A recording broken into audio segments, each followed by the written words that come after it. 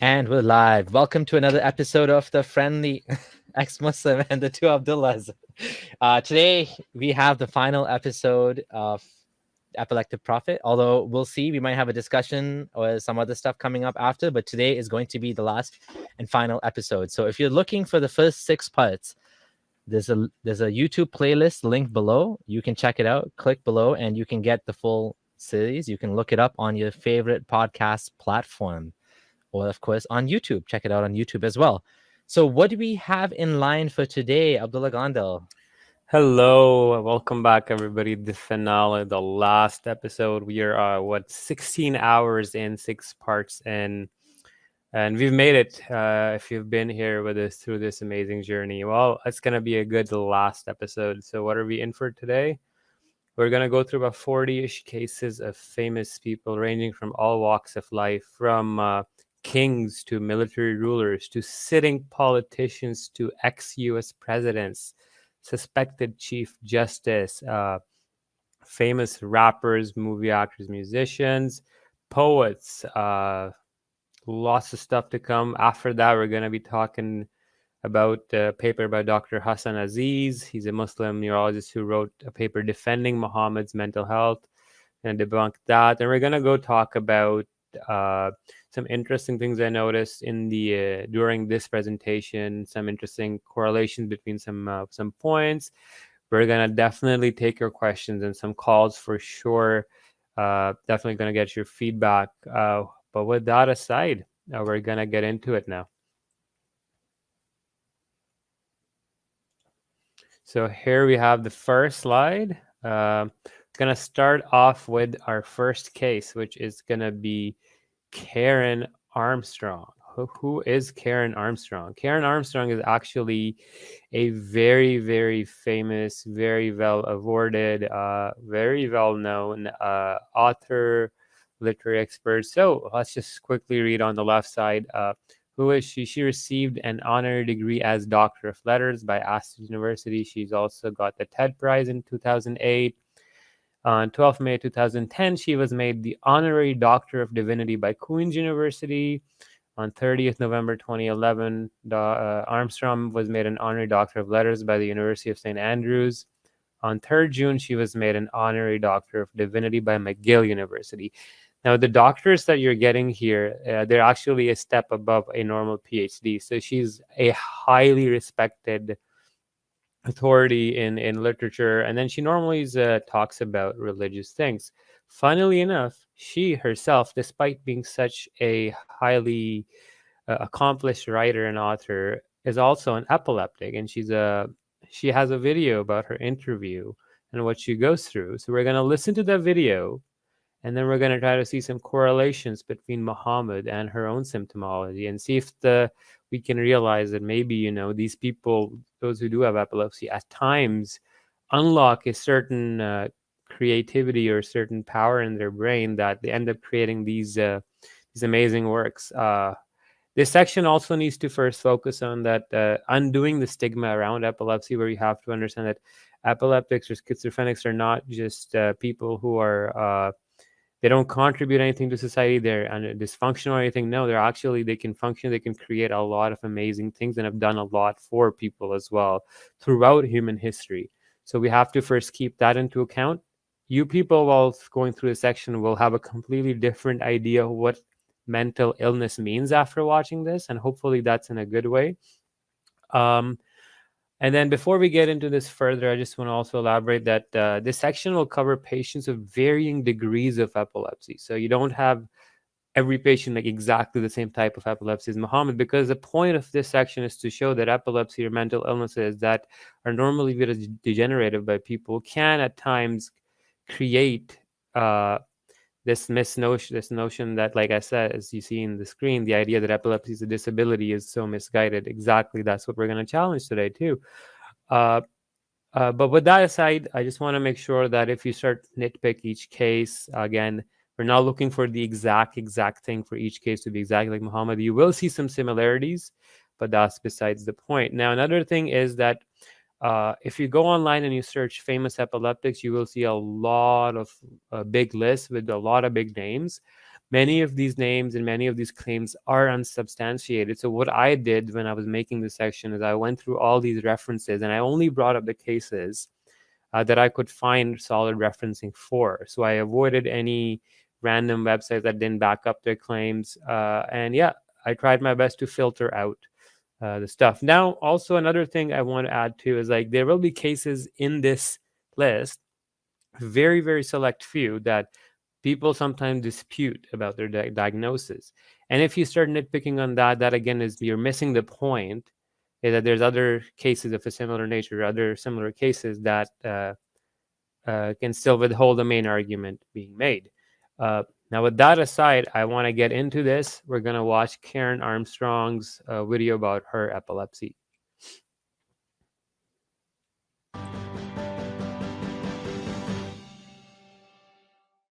When she was a nun, and for many years afterwards, Karen had been plagued by mysterious ailments, by fainting spells, bouts of amnesia, even hallucinations, symptoms that had gone undiagnosed for years.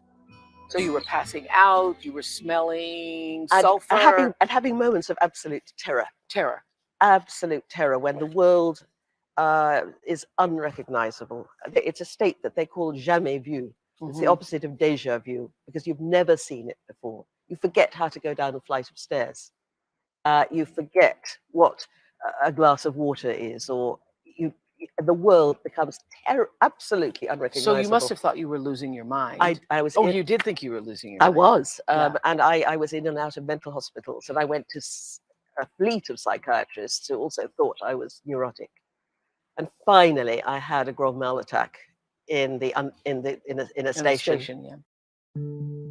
Karen had suffered a grand mal seizure, losing consciousness while her body convulsed violently. While recovering, she finally received a diagnosis, providing the answer she had been seeking for so many years. Karen had epilepsy. I was taken to hospital. They said you've had an epileptic fit. But this is after years. This was after years. I was in my early 30s by this time. We're talking 1976. And as you describe in the Spiral Staircase, as you're sitting there and the doctor says, have there been lapses of memory? Yes. Did you have a smell of this? Did you have that? And you are in awe because all the things you've been experiencing for years and years and years, this doctor is now saying them. Yes. It was one of the happiest moments of my life. To be diagnosed as an epileptic. Yes. Yeah. Because I knew now what it was. And he said, this was a classic case. And he said, why did nobody spot it? It's textbook. Yes. This is the way my brain is. Dostoevsky had this, we think. Van Gogh had it. You can see it in some of his paintings, I think. Where the olive Tennyson had it. Tennyson had it, who I was studying for all those years. I was probably drawn to his poetry because of it. Because of that. The very first time you had your first grand mal seizure when you were on your way to the station, just before you went into the seizure space, you had what you thought was a glimpse of God. Can you describe that? Oh, it was just a sort of blinding moment where you suddenly saw everything as the essence of things. And that you filled with sort of joy and wonder, and at last this is it, and then out. But I never thought that was God. I always thought there was something, just as I'd never thought that my dreadful fear and all the bad stuff I was experiencing was the devil or anything of that sort. I knew there was something the matter with my mind, with my brain, and indeed there was. What is shocking to me is that you also kept this from your parents for such a long time. Yes. I was so sick, when I left the religious life. I was anorexic and suicidal, and I'm so sorry because my parents thought I was finished. They thought I was over. I was ruined in some way. At the convent? And afterwards, I was 6 years in this state of sorrow. You even attempted to take your life, but didn't really remember doing it. There wasn't a conscious. Can you read the excerpt? I think it's on page 125. Okay, yes. Yeah. That's the sort of thing that happens with this disease. You do things. I mean, you'd go somewhere and you didn't. And you couldn't remember being there. Yes. Yeah. Okay. There you go. What I was consciously trying to do that night was to make clear the depths of my desperation. I did not know how to live any longer, and nobody seemed to realize just how frightened I was. Nobody was willing to listen. I had expressed my fear and despair, and I could do no more. I had come to the end, had given up hope, and there was a certain peace in that. I just, people were saying, "Oh, you're doing fine. You're great." And I knew I wasn't fine. I was just, I thought I would end my life in a locked ward. You think you're going crazy. Of course you would. But knowing now that I could trust my mind, Yes. that I wasn't crazy, that there was a future, that was when everything changed. All right, all right. So I just want to say thank you to. Okay, so I was just gonna say thank you for the super chat from Clodius for $5, and also want to say thank you to Zaka Midikayev for the Profits Treatment Fund. So both of you for that super chat and for the support. But yeah, thank you guys so much for the continued support. But yeah, her case shares some remarkable similarities where the amnesia, the forgetting, the religiosity, but in the end she knew that, you know, she's not talking to God. She thought something was wrong and she got the epilepsy diagnosis. But that's a very, very, very fascinating case. How similarities were there and how she, despite her epilepsy, got, I don't even know how many PhDs this woman has, like 6, 7. How many books she's authored. She's world famous. Yeah, everybody's heard about her. But yeah, let's move on to the next case. We don't want to get stuck on the same one. So next up, we have Alyssa D'Amico. So who is she? Alyssa actually wrote a book, Short Circuit, An Epileptic Journey, and she's a poet. She's a published poet, and she experienced epilepsy from childhood to being an adult, and she wrote poems about it. At the age of 6, she was diagnosed with epilepsy and started writing poetry soon after. Her work has been published by Albany Poets Inc., Up the River, New York University, the National Epilepsy Foundation, and the Epilepsy Foundation of Northeastern New York. She has been a featured poet at the Queen's NYC Literature Festival. If you don't want to read more, you can go into her profile. But again, it's an amazing, interesting fact that she had her seizures as a child, and then the thing she started doing was writing poetry. And she uses her poetry. She writes about what she went through in her life. You can buy her book, and you can even actually read her poetry as well. But yeah, very fascinating case as well. This is recent and contemporary. Now, let's go on to the next slide. Now we're going to get into some big names. In the next slide, we have Socrates had epilepsy. Again, who wrote this? So this is Mr. Samu and Mr. Walter. And yeah, this is a scientific paper. And Socrates and temporal lobe epilepsy, a pathographic diagnosis 2,400 years later. So they go on in the abstract, the possibility of underlying epilepsy in Socrates. And in the results, they say that he had personally receiving a divine sign. He had a simple partial seizure of temporal origin. It was a brief voice that usually prohibited Socrates from initiating certain actions. It started when he was a child, and it visited Socrates unpredictably. These are consistent with CPS, complex partial seizures. And then they go on to make the diagnosis of temporal lobe epilepsy likely. A conclusion, we hypothesize that Socrates had a mild case of TLE without secondary generalizations. Knowledge of modern epileptology could help us understand certain behaviors of historic figures. What is being done here? 2,400 years later, these people present a case of diagnosing somebody as big as Socrates with temporal lobe epilepsy. Now, remember, somebody said that, you know, diagnosing or attempting to diagnose historical figures is just a dumb man's endeavor, or that they were saying it's immature and it's not a good thing to do. Well, why are these doctors doing this? This is because we learn a lot about our own culture, our own history, neurology, and how we view such diseases, how they come up. So these things are relevant, and this can be done. Again, it's not a clinical diagnosis in that sense. We don't have Socrates sitting here and they don't have MRI scans or EEGs attached to his head, but they're still suggesting that you can still, to a good degree, estimate or approximate that, okay, yeah, this guy probably suffered from epilepsy. Next up, we have another famous name, Caligula, a Roman emperor. Here he says, as a boy, he was troubled with the falling sickness, yet at times, because of sudden faintness, he was hardly able to walk, stand up, to collect his thoughts, or to hold up his head. He himself realized his mental infirmity.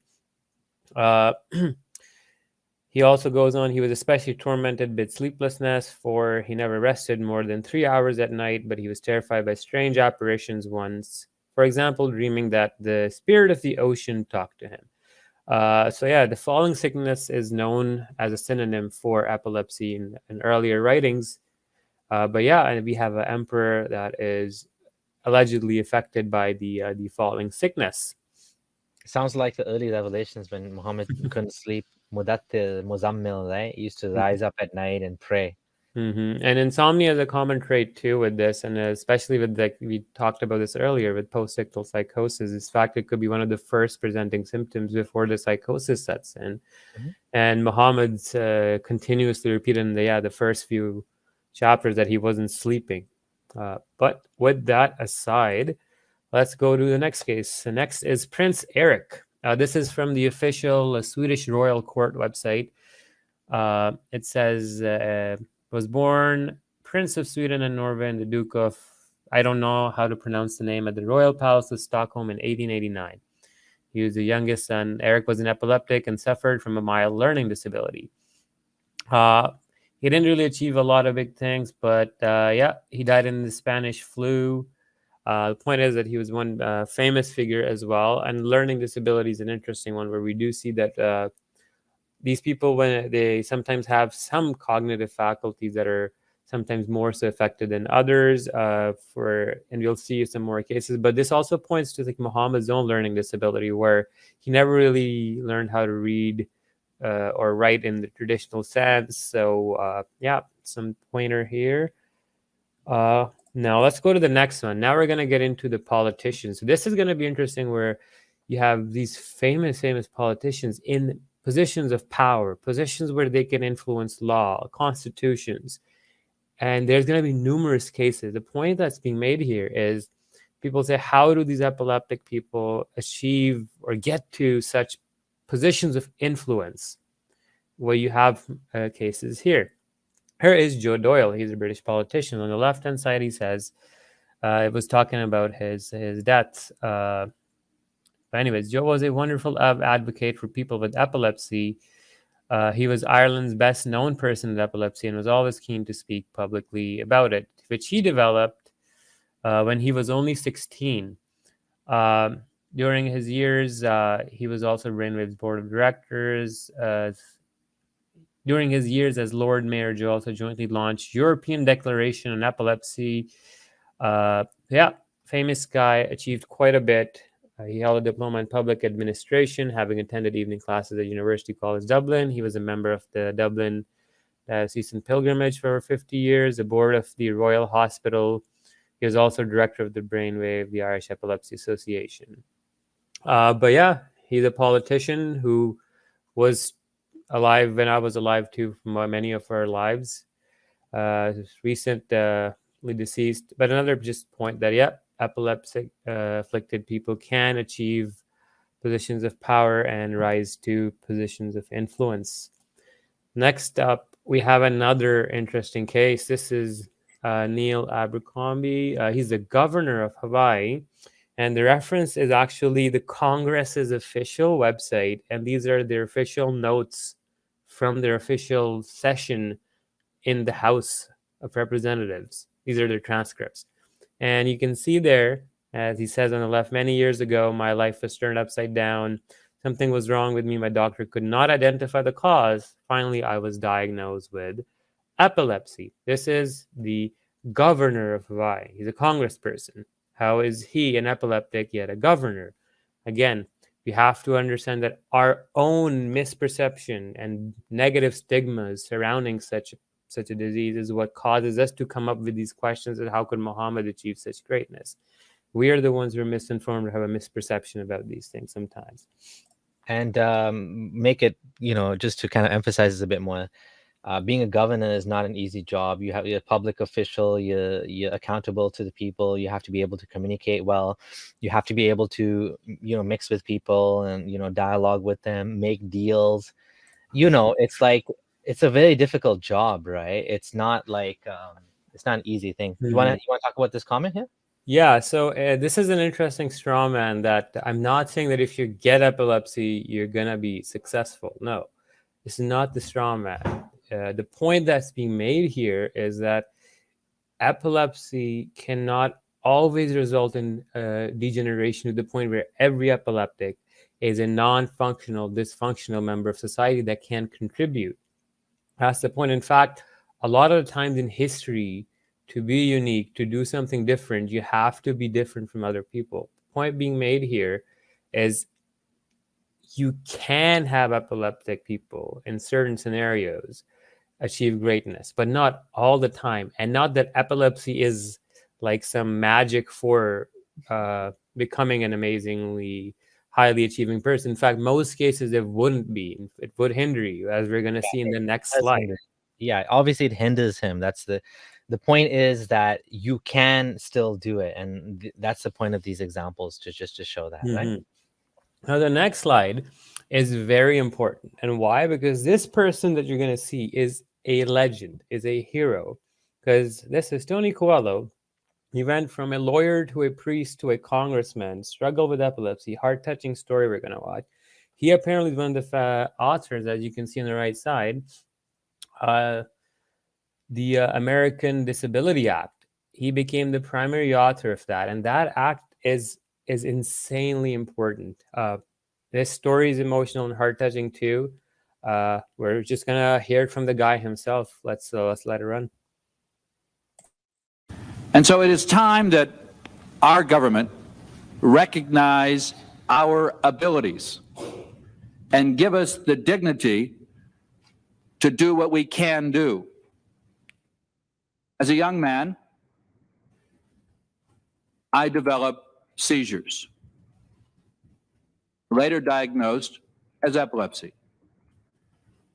For many years, for 5 years, as I had my seizures on a regular basis, I did not know what they were. I went to every doctor you could think of. I also went to 3 witch doctors because I was supposedly possessed by the devil. My Republican colleagues think I am, but others believed I was. And as I went to college, I was an achiever. I got outstanding grades in high school and outstanding grades in college, student body president in high school and student body president in college. I was outstanding senior in college. I was sought after by different businesses and groups to be involved with their activities and be employed by them. And I had decided that I wanted to be an attorney. In my senior year, I changed my mind. I decided I wanted to become a Catholic priest. As I graduated with honors, I then had a physical exam in order to enter the seminary. The physical exam pointed out that these seizures that I'd been having for 5 years meant that I had epilepsy. I always remember very well what happened, and that I walked to the doctor's office from my car, sat in the doctor's office, was told about my epilepsy, walked back to my car, got back in my car and drove back to my fraternity house, and I was the same exact person. But only in my own mind, because the world around me changed. My doctor had to notify the legal authorities of my epilepsy. My church was notified, And immediately, I was not able to become a Catholic priest because my church did not, at the time, permit epileptics to be priests. My driver's license was taken away. My insurance was taken away. Every job application has the word epilepsy on it, and I marked it because I was not going to lie. And I couldn't get a job. My parents refused to accept my epilepsy. I became suicidal and drunk by noon. And the only reason is because I hadn't changed as a person. Only reason is that the world around me had changed. And the light had been turned off, the light of opportunity, the light of hope.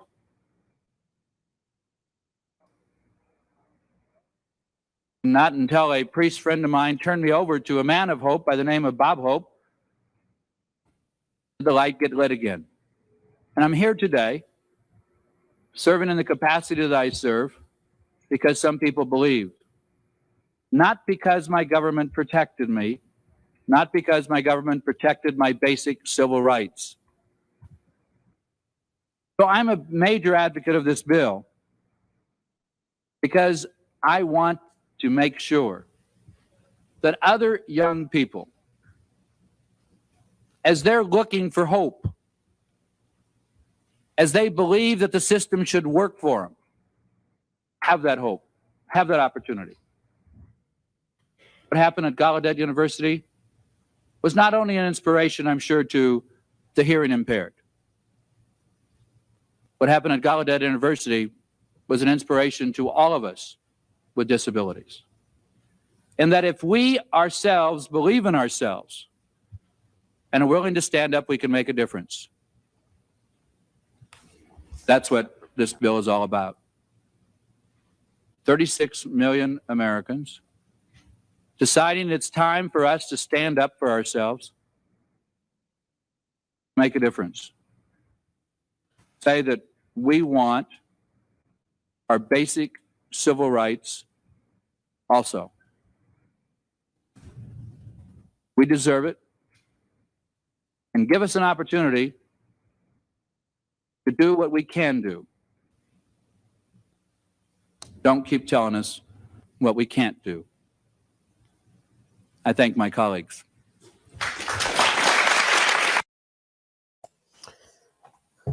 Wow. First of all, thank you, Yusuf Zai, for your generous donation. Greatly appreciate it. I don't know what else to say. Again, thank you so much. Like you said, there's so much evidence, people can work through it.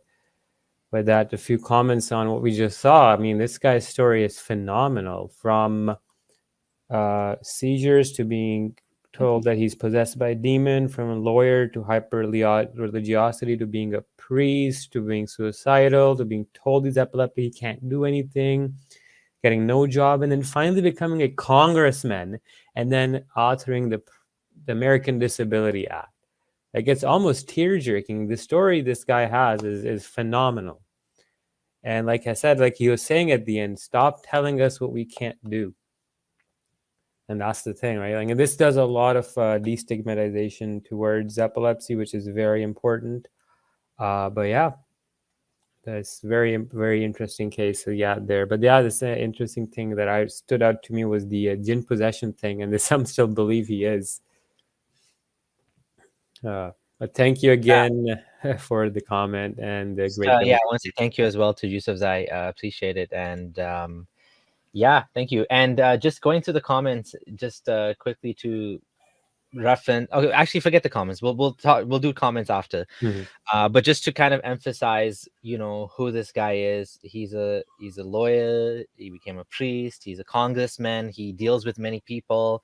You can see he's a great public speaker. Like, he speaks incredibly well. He has an inspiring story. He's he's done great things. And if you want to consider Muhammad a great man, I mean, these are other people that had gone through similar experiences, not exactly the same, but based on the best evidence that we can tell, the things that Muhammad went through, unfortunately, he didn't have anyone to diagnose him back then, no one to help him, but it appeared to be epilepsy. And whether or not the people of his time, recognize that as epilepsy, maybe they did, maybe we don't have those recordings, maybe they expressed it in different ways, insane, or a possessed, or kahin, majnun. These are the type of ways that these things were expressed, right? So anyhow, anything else about him, or should we continue next slide? Let's keep moving on, because we have so many more interesting cases to cover. All right, so next up is, oh my God, John Roberts, the current Chief Justice of the USA. Now, his epilepsy is kind of controversial. When he had his seizures, they're all over the news. It's covered by New York Times, Washington Post, ABC News. I mean, he is the Chief Justice. I mean, if you do the hierarchy of power, he's the head of the judiciary. He sits right after the president almost. But yeah, John Glover Roberts is an American lawyer and jurist serving as the 17th Chief Justice of the United States. In 2005, Roberts has authored the majority opinion in several landmark cases, including Shelby County, National Federation, and a bunch of others. Roberts' first reported seizure occurred in 1993 when he was playing golf with his friends, and then Roberts suffered a second seizure. These are the reported ones we know of in 2007 that he couldn't hide. People have suspected he has had a more seizures, but because the nature of his job is so sensitive, he's the head of the U.S. Supreme Court, he can't afford to let the Secus Devil disqualify him from being able to do his job. When this happened, it was a big controversy. In the middle, you see Dr. Stephen Chia, chief of neurology at Lenox Hill Hospital in New York City, said, given this was Robert's second seizure, it's likely that he has epilepsy. It's the most likely thing based on what we know from what's been released. Fascia noted that seizures can result from an inherited susceptibility, lack of sleep or cess, and then she goes on. And then there's another doctor, Dr. Laura, an assistant professor of neurology and co-director of the Epilepsy Center, agreed that Roberts probably has epilepsy. So a very, very hugely interesting case that came up, but it's something that I found as well going through. This was very recent as well. He's still the Chief Justice, by the way. He still is the sitting Chief Justice of the U.S.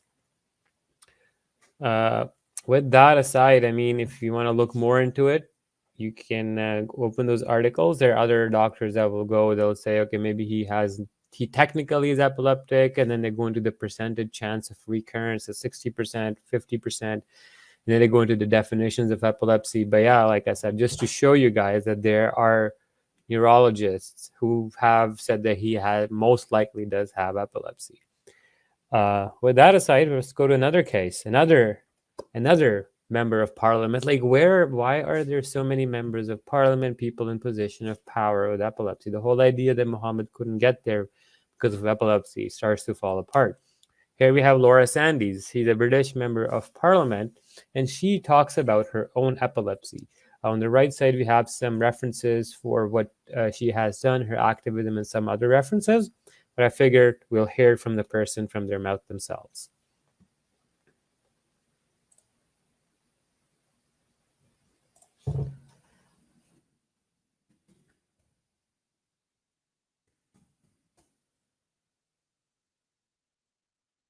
Epilepsy in your role as an MP. When were you first diagnosed with epilepsy?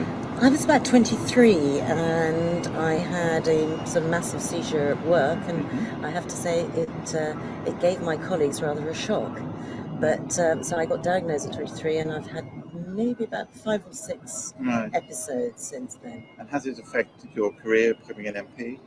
No, it hasn't. I think that there's an element, though, of stigma, and if I'd advertised the fact that I was epileptic, I'm sure people's misperception and misunderstanding of the condition might have come in the way. But when you were selected as the candidate in your constituency, how did that work out?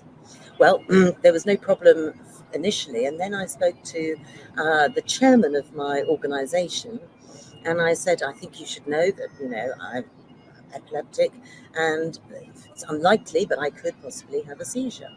And she said, well, so am I. The amount of people in the country who have this condition is much larger than people know. And in many ways, the more people can talk about it, the more everybody starts to say, yes, my uncle, my daughter, my aunt, etc., have epilepsy. And normalising it, and in some ways also normalising people's responses to it. Yeah. There are some changes afoot in the health services, and I think a number of people with epilepsy are concerned about what's going to happen with GP commissioning. How do you see all that working out?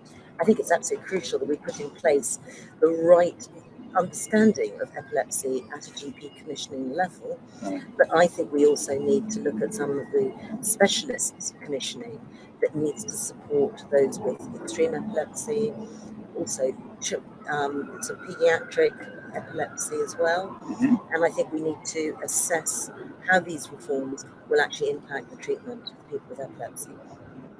I'm concerned, but I'm sure that we can address it. Yes. But GPs, do you think they have the knowledge of epilepsy to be able to deal with? Well, I mean, I'm very lucky in my area. We've got a GP who specialises in epilepsy, but that is extremely rare around the country. Yeah. And we've got to start expecting GPs to understand a lot more of these sorts of conditions. Epilepsy, MS, Parkinson's. If they don't have the understanding, they don't have the knowledge, then we're going to have to start to get gaps in service delivery. You've recently been appointed as the chairman of the all-party group on epilepsy. What's the level of interest within the Commons around epilepsy? I think it's increasing. Both myself and Paul Maynard have declared ourselves as having epilepsy. I think that that's created a new climate. We do know that statistically there's likely to be another 5 within Parliament who still haven't declared themselves. But we have Valerie Vaz is introducing a 10-minute rule bill. We're really pushing the agenda with all the different ministers. All right. So yeah, I think we got the point. So she's an MP. She's a member of Parliament in the UK. She has epilepsy. She's had 5 or so seizures, and she said there's many more people than you think that actually have this issue. So I think most people, the point that she's trying to make is you don't realize like how many people do actually have epilepsy that are among you. It's just not always obvious, right? Exactly. So with her case being a very interesting one, we have the next slide, Paul Maynard. He's another member of British Parliament. We're just going to show a minute of his clip, and he's speaking in the Parliament about his own epilepsy, which is very powerful. Let's listen to it. Paul Maynard. Thank you, Mr. Scott. It's a pleasure to serve under your chairmanship, and I congratulate the member for Birmingham on securing this very important debate. I myself am epileptic. I have nocturnal epilepsy. I have tonic-clonic seizures, which, as the gentleman explained, are the most severe form of epilepsy that we all associate with the condition. I am, for another fortnight, between the ages of 20 and 35. I am single, and for the avoidance of doubt, I therefore sleep alone. I'm also male, for the avoidance of any further doubt. And it may surprise people outside this chamber, but I work long hours in what is quite a stressful occupation. At least I think it is. So I therefore tick every possible risk box going for being at risk of sudden unexplained death due to epilepsy. I go to bed knowing every night that there is a tiny, infinitesimally small chance that I could not wake up again. And that is, of course, a great... All right. So here we have another member of Parliament, Paul Maynard, who is epileptic. And if you want to read more, you can look at the site. And Laura Sandys was the MP we were watching just before him. Again, to affirm that, okay, people with epilepsy do not become unworthy members or incapable of contributing to society in meaningful ways. In fact, this is just a stigma people have, which needs some undoing. With that aside, we're going to keep moving on. And you emphasize that, this is a stressful situation too for him. Yeah, he's doing a hard job. Yeah. If any job would give him seizure, it would be this one. So the next few cases are going to be very interesting. Elliot Roosevelt. So the Roosevelts actually ended up being, there's 3 or 4 of them being the presidents of the USA and high positions of power. So Elliot Roosevelt was the 3rd child of Martha Theodore Roosevelt Sr.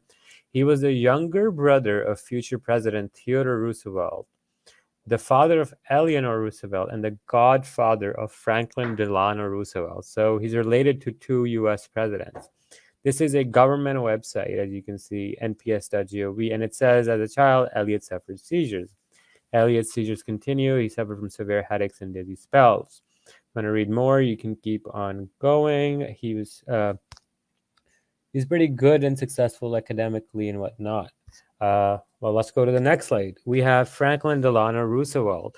He's the president of the USA. Now here we have Stephen Lamazo. He's a medical doctor who wrote this paper about FDR's epilepsy. So he says, in the 4 years since beginning research for a book on the health of our 32nd president, the diagnosis of Franklin Delano Roosevelt's seizures evolved from a suspicion to a virtual certainty. Even more importantly, it is clear that they had a major impact upon his mental acuity and decision making during one of the most critical periods in American history. And then he goes on as to like some doctors or some people around him, because the epilepsy was still not fully understood in its different forms, they misinterpreted the seizures as TIAs, or transient attacks of something, ischemic attacks, so like mini strokes. Then he says, considering the frequency, duration, stereotypic nature, and rapidity of change of this behavior, alternative diagnoses other than complex partial seizures are hard to surmise. So he says that complex partial seizures are the most likely and only sensible diagnosis. Other ones are hard to justify. Then he says it is not surprising that Roosevelt's seizures went unrecognized by those outside his most inner circle of physicians and confidants, which makes sense because epilepsy is not very well understood amongst the public, and people see it as embarrassing and they do try to hide it. Now, going on to the next slide, we Can I have... read something from before we go? Yeah, of course. Just want to say thank you to the Dude Abides for your 10 British pounds donation. Guys, thanks along. He says, guys, thanks for the stream along with Yusuf Zai. Hope this helps too as a documentary. So I will be sending this money to Abdullah Gondal, and he will motivate. Hopefully, this will motivate him to put together the documentary. I just want to read a couple of quotes from this because this is very interesting. When I entered the president's office, he was sitting there with a vague, glassy-eyed expression on his face and his mouth hanging open. He would start talking about something, then in mid-sentence, he would stop and his mouth would drop open and he'd sit staring at me in silence. Repeatedly, he would lose his train of thought, stop, and stare blankly at me. It was an agonizing experience for me. So this is interesting. Like, I wonder how many of Muhammad's companions, like, because they had this prophetic mindset that they were predisposed to, they were already told this is prophethood, they were interpreting these like strange behaviors. In this case, you know, eventually they figured out as well that what it was. But imagine 1400 years ago, a man doing things like this, it wouldn't be obvious, but these things sound so familiar to what we've been hearing in the series, right? In fact, I'm just thinking about what you said. There are a couple of narrations that when I was doing research, I came across them where Muhammad is there and then somebody starts talking to him. And then Muhammad just stops talking or stops responding and has a blank stare on his face. And then the people tell the other guy, how dare you keep talking to the prophet? Don't you see he's getting revelation? And that's very similar to like what you read from here, where he'd be sitting there and he'd have a blank stare on his face, lose his train of thought. And we did cover some references about the absence seizures of Muhammad, or at least like he'd gaze out and kind of like be lost for a little bit.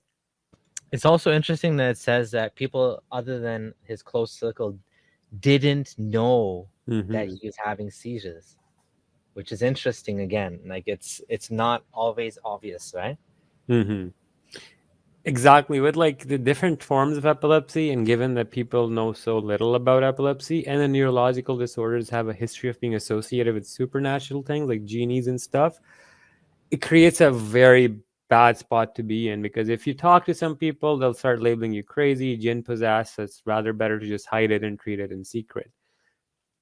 But yeah, next up we have another Roosevelt, Theodore Roosevelt Jr. He's suspected to have epilepsy as well, because we also seen that 2 people in his family is a problem. People with genetics can have 2 to 4 times more likelihood. If you want to see some references, we have put them on the side there. Again, now let's go to the next one. We have Lil Wayne, famous rapper. This one is a very famous case. You can find videos. In fact, there's an interview of him as well where he says it. There's videos of him having seizures, actually. So his cousin filmed Lil Wayne having seizures. He was in the hospital. It was on the news. What does Lil Wayne say? I'm an epileptic, so I'm prone to seizures. This isn't my first, second, third, fourth, fifth, sixth, seventh seizure. I have had a bunch of seizures. Y'all just never hear about it. Lil Wayne first began publicly speaking about his experience and history with epilepsy in 2013. Despite that, he had his first seizures as a child. The reason was explained during an interview. At the time, Wayne's mother thought the seizure was nothing more than a simple fainting spell. To Wayne's knowledge, he didn't have another seizure until he became an adult, although Wayne has stated that he is unaware of when he's having a seizure. It was only after Wayne, as an adult seeking medical attention for seizures, that Wayne came to recognize his history. And then he realized that, oh boy, he's had quite a few and he's had epilepsy since a child. And you can see CBS News, Reuters, BBC even wrote about his epilepsy and seizures. It's interesting that another kind of, I think, useful point here is that time after time, these people usually don't realize right away, especially that they're having seizures. They don't even know anything happened sometimes. So imagine Muhammad. There would be no way for him to even realize what was happening to him, right? It would have been like, like as some of the hadith you've brought forward, he'd look away, he'd look back, and then he'd keep talking as if nothing happened, and the companions would be like, what just happened there? But to the person experiencing it, it's not always obvious. Exactly. And I mean,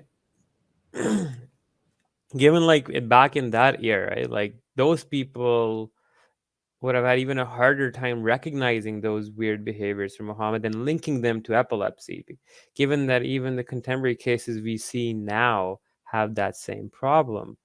But yeah, he also had issues from childhood. Muhammad fainted, fell on the ground, had angels cut his chest open. So Muhammad did have these issues as well since a child. Let's go to the next slide. We have another very, very... One more last thing about Lil Wayne is that you mentioned that when, he was wondering, why am I suddenly getting episodes of epilepsy? Where his mom said, well, you might have been having this since you were a kid. Mm-hmm. But you didn't recognize what it was, right? And one more last thing about Lil Wayne. People that are not normal, so to speak, tend to be the ones that have massive change, that do these things, especially when you look at people in the, the artistic community, musicians, poets. I would consider Muhammad a sort of poet, / politician. Mm-hmm. These type of people tend to have a big, not always, but they tend to have a bigger than normal effect on society because of they don't fit in. They don't behave the way you expect normal people. I mean, I'm not saying it's a bad thing. Normal is not necessarily a good thing. It's just normal. It's just a bell curve, right? Mm-hmm. And the people on the outside of the bell curve, these are the ones that, they can have outlandish change because they are doing things that break the norms, like going against the grain, so to speak. So that's the last thing I just want to add on that. But no, totally fascinating. In fact, at times you need to be different to achieve such incredible things that require a delusional amount of determination, as I like to put it in that way. But let's move on to the next slide. We have Prince, famous musician, actor, songwriter. He's legendary, very, very famous. I mean, some people have placed him next to like Michael Jackson's level of fame in that era. So let's see. Prince, there's a reason Prince has a reputation for eccentricity. The singer piped up this week with a slew of new confessions, such as his opinions on angels as a cure for epilepsy and his support for conspiracy theories and apocryphal former presidents. The inspiration for these revelations was innocuous enough, a discussion about Dreamer, a song on his new Lotus Flower album. I've never spoken about this before, but I was born epileptic and I used to have seizures when I was young. He told the U.S. talk show host Tavis Smiley. And my mother and father didn't know what to do or how to handle it, but they did the best they could with what little they had. One day I walked into her and said, "Mom, I'm not going to be sick anymore." And she said, "Why?" And I said, "Because an angel told me so." Fascinating, eh? Uh, his case is interesting. He might have You outgrown didn't it. you didn't mention who else said similar. I mean, it's interesting. So Muhammad said that Yes. too. Go ahead. Can you tell the story? I wait. Give me a second. Was it Khadija? Was it Muhammad? Oh yeah, Muhammad said the angels praying for me to get better. It's Oh very yeah, yeah, similar, right? yeah. Or is it like, yeah, he was sick, or the angel came to Gabriel pray for came to make dua Muhammad? for him Yeah, or something, right? Yeah. to the angel. Yeah. Oh, that's funny. But yeah, this is a very interesting case as well. Now we're gonna switch to the next few literary cases. Edward Lear. We have a few references from Oxford University Academic.com and Edward Lear Society. Here, Lear suffered from health problems. From the age of 6, he suffered frequent grand mal epileptic seizures, bronchitis, asthma, and in later life, partial blindness. Lear experienced his first seizure at a fair near Highgate with his father. The event scared and embarrassing. Lear felt lifelong guilt and shame for his epileptic conditions. His adult diaries indicate that he always sensed the onset of a seizure in time to remove himself from public view. Now, listen to this is interesting. How Lear was able to anticipate them is not known, but many people with epilepsy report a ringing in the ears or an aura before the onset of a seizure. Muhammad was reported to hear the ringing bell sound. In Lear's time, epilepsy was believed to be associated with demonic possession, same with Muhammad's time.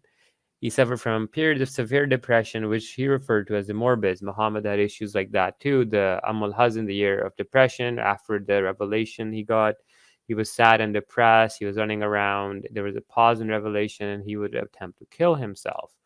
Uh, interesting, interesting parallels. Now, Edward Lear was actually quite a famous artist, illustrator, author, and poet as well. So, very interesting. Now we get to the next slide, and we have Alfred Lord Tennyson. Remember, Karen Armstrong talked about Lord Tennyson in her video, and she said that I was drawn to his poetry for that reason. We talk about here a reference from Yves Laplante's book. The left side, we see the Victorian pointer dramatist Alfred Lord Tennyson also transformed suspected TLE seizures, temporal lobe epilepsy seizures, into art, but only after having been reassured that a seizure disorder was not what he had. As a young man, Tennyson learned that he had epilepsy from his doctor, who based the diagnosis on Tennyson's report of 3 childhood convulsions and the walking trances that he had experienced regularly for several years, and on his family history. The bottom half, this is Tennyson himself had 3 seizures, after which he appeared dead. Repeated seizures in childhood can lead to adult epilepsy, especially TLE. In one study, 1/3 of the cases of TLE could be traced to severe convulsions before the age of 5. On the right side, they talk about his short-sightedness, and in fact, he would keep composing poems in his head for years. So he could keep these poem compositions going. He was a genius poet. He was the poet laureate of Great Britain and Ireland during much of Queen Victoria's reign. He remains one of the most famous British poets and shares some interesting similarities with Muhammad. Now we go to the next slide. So we have, did Julius Caesar suffer from epileptic seizures? On the left, we have the Dr. John Hughes. Caesar likely had epilepsy on the basis of 4 attacks that were probably complex partial seizures. And he also has absence attacks of the seizure. On the right side, we have 2, 3, 4 other doctors talk about this idea as well. That's Caesar suffered from headaches, seizures, and personality changes. We highlight the life of seizures, the potential origin of the sickness, and they try to find the exact cause of his seizures. Now, you can try to argue, some people have written that maybe he didn't have epilepsy, but the point that I'm trying to demonstrate is that there are, in fact, doctors who have written that he did have epilepsy. And remember Dr. Woods that we were featuring from the beginning in our series, he also put Julius Caesar as one of the cases with epilepsy. But yeah, interesting to see here Now we're going to move on to another case. We have epilepsy of Pope Pius the Ninth. Pius IX, one of the most consequential popes in Catholic history, was reported to have epilepsy. 21 sources were consulted, and we conclude that Pius IX had partial epilepsy, like a temporal lobe focus with secondarily generalized seizures, an air drowning event in his youth, coupled with a pre-existing central nervous system lesion, as evidenced by photos showing facial asymmetry, likely contributed to his epilepsy. Epilepsy played an important role in Pius IX's life because it led him to the papacy. So he became a pope apparently due to his epilepsy, and epilepsy played a major role in it. Pius's life holds lessons for modern day epilepsy advocacy. So again, we have another person with epilepsy in history rise to the position of pope. And these authors, these doctors are saying that epilepsy probably played a role in there. Next up, we have a famous painter, George Inness. He's a prominent American landscape painter, one of the most influential American artists of the 19th century. Inness was a small child and suffered from epilepsy, which he cited as a reason for his lack of formal education. So he spent most of his time painting. He's a very, very good painter. I was actually shocked at seeing some of his works. As you see, we have some museum websites there, some educational.edu websites, and Washington Post as well. So another artistic person who is said to be epileptic. Now we have Edgar Allan Poe, an amazing storyteller and poet who suffered from epilepsy, complex partial seizures, post-ictal states, and psychosis. His poetry has thematic resemblance to Muhammad's Quran. Some of the poems definitely do. So let's see what it says. Edgar Allan Poe is one of the most celebrated American storytellers, lived through and wrote descriptions of episodic unconsciousness, confusion, and paranoia. These symptoms have been attributed to alcohol or drug abuse, but also could represent complex partial seizures, prolonged post-ictal states, or post-ictal psychosis. Complex partial seizures were not well described in Poe's time, which could explain a misdiagnosis. Alternatively, he may have suffered from complex partial epilepsy that was complicated or caused by substance abuse. Even today, persons who have epilepsy are mistaken for substance abusers and occasionally are arrested during post-ictal confusional states. But yeah, they also suspect that he might have had epilepsy. Next up, we have another genius, a giant in literature, Gustave Flaubert, Nervous Disease, an Autobiography and Epileptological Approach. Gustave Flaubert was one of the most famous French novelists. More than 20 years ago, complex partial epilepsy of occipital temporal lobe origin was suggested as having been the nervous disease of Gustave Flaubert, one of the most famous French novelists. They go on and they say, if the semiology of the reported attacks is considered, epilepsy ranks among the most probable diagnoses. In our opinion, psychopathological considerations suggest primary involvement of mesial temporal lobe structures with typical findings of ictal and interictal mood behavior. So we're seeing so many cases of literary geniuses and giants with epilepsy, especially temporal epilepsy. What is the link? If you go back to the first slide, we talked about brain anatomy and what the structure of the brain is. On the left side of the brain, normally the lateralization or your language is mostly focused on the left hemisphere. In and around the temporal lobes, we are called the Wernicke's and Broca's area. These are two spots in the brain that are responsible for speech comprehension and speech production, right? Anyways, without getting too much into detail, if you have seizures or electrical activity that is not regulated in those regions, it could leak or seep into those areas of the brain that control the language, and that could cause you certain writing or creative outputs. Now, interestingly, language is also tied to theory of mind, i.e. your perception of being able to produce mental states onto other beings, which is tied with perceiving God or angels. If you have that, you're getting hypergraphia. One link is that epilepsy also ties in to perception of or being predisposed to believing in God. Another interesting thing is Capgras. Remember the imposter syndrome? fusiform gyrus is also right there on the temporal lobe. So that also kind of adds together. So when you're having a seizure, if you have electric activity spreading in that part of the brain, you might hear a voice because it's spreading in the language center. You might see a figure because it's theory of mind, and all sorts of things. But just to mention that. But So yeah, just to reiterate, we're almost to all the slides, so just bear with us for a couple more, and we'll get to a lot of this is very technical. But these are we're just adding more examples of how, not poets, politicians, artists of all sorts, this is to make the case to show like just how many different types of people were actually diagnosed with epilepsy. And now we have I don't know how to pronounce his name properly, but Machado de Assis. We have two papers from two different people. Machado de Assis is considered the most important Brazilian writer and a great universal literary figure. It is clear that Machado presented localized symptomatic epilepsy with complex partial seizures, secondarily generalized of unknown etiology. The seizures, which began in infancy or childhood, had remission in adolescence and then recurred in his 30s and became more frequent in his later years. His depression got markedly worse with age. Despite this, Machado showed all his genius, which is still actual and universal.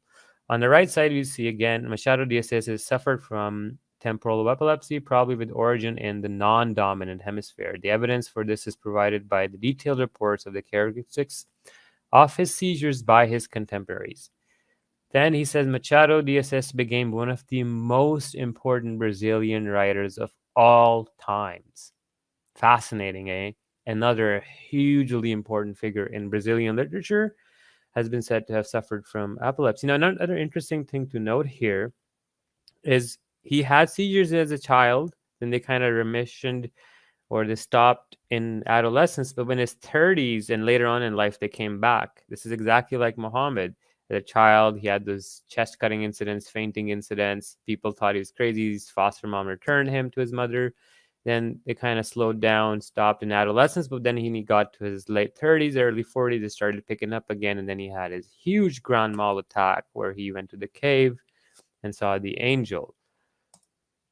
Now, let's get to the next slide. Another genius, temporal epilepsy and a genius of natural history, MRI volumetric study of a postmortem brain. So, Komagusu Minakata was a 20th century Japanese genius devoted to natural history and folklore. He suffered from temporal epilepsy. So what these guys did with him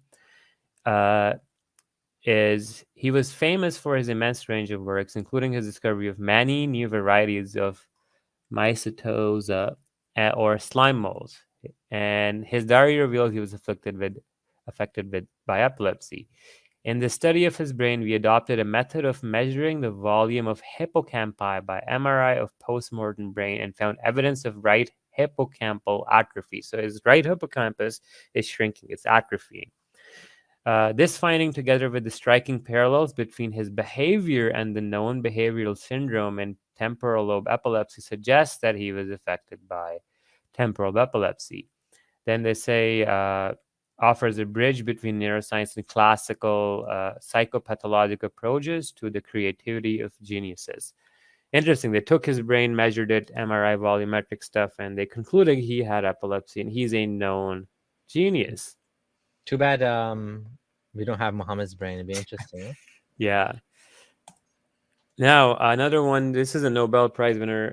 Have movies been made about him. He's technically a schizophrenic, but the reason we're mentioning this is this psychotic state that ensues can be very similar, if not almost identical, between epileptic and schizophrenic people. We discussed this in part 1 and part 2 in great detail. But yeah, this guy is the founder of game theory. He won the Nobel Prize. There's a movie about him, The Beautiful Mind, in 2001. Amazing. He actually spent time in mental wards. He thought that he was the chosen Messiah of God for a while. But yeah, he won the Nobel Prize. Next up, we have Emperor Napoleon. So, gotta sit up because Farid's making a comeback. So, when we talked about this in the initial presentation last last year, we showed this exact slide. You can go to the initial presentation and look at this. The slide was exactly the same. The screenshot in the bottom, if you notice in the abstract, clearly says the epileptic seizures were the result of chronic uremia from a severe urethral stricture caused by gonorrhea that was transmitted from his wife. This was there the whole time. Keep this in mind. So why did we show Emperor Napoleon Bonaparte? Because he was just one of the cases of numerous emperors like we've shown today that showed that he had epileptic attacks. Now, were we concerned about the origin of his epilepsy? No. Provoked versus unprovoked seizures? No, because that's a complete misdirection, red herring, and that's what Farid did. So what we're going to do, we're going to go to the next slide. We're going to play. So you're saying that this guy conquered, massive parts of the world and he had epileptic attacks? How is that possible? Yeah. So he had epilepsy, exactly, right? epileptic attacks. Now Farid's cousin objected that it was provoked epilepsy, and then he said that I was hiding it, but I never hid it. It was there in the slide. It says right there, and they go off on a tangent, which seems to suggest that they're strawmanning, because I'm merely just showing here that epilepsy doesn't make you dysfunctional, and great people have had it. Now, the fact that they cherry picked this one out and then they disregarded all the other emperors and the other military cases shows and seems to suggest the malicious nature. Now, we're going to go to the next slide. We're going to watch it, and then we're going to open the paper after. Talk.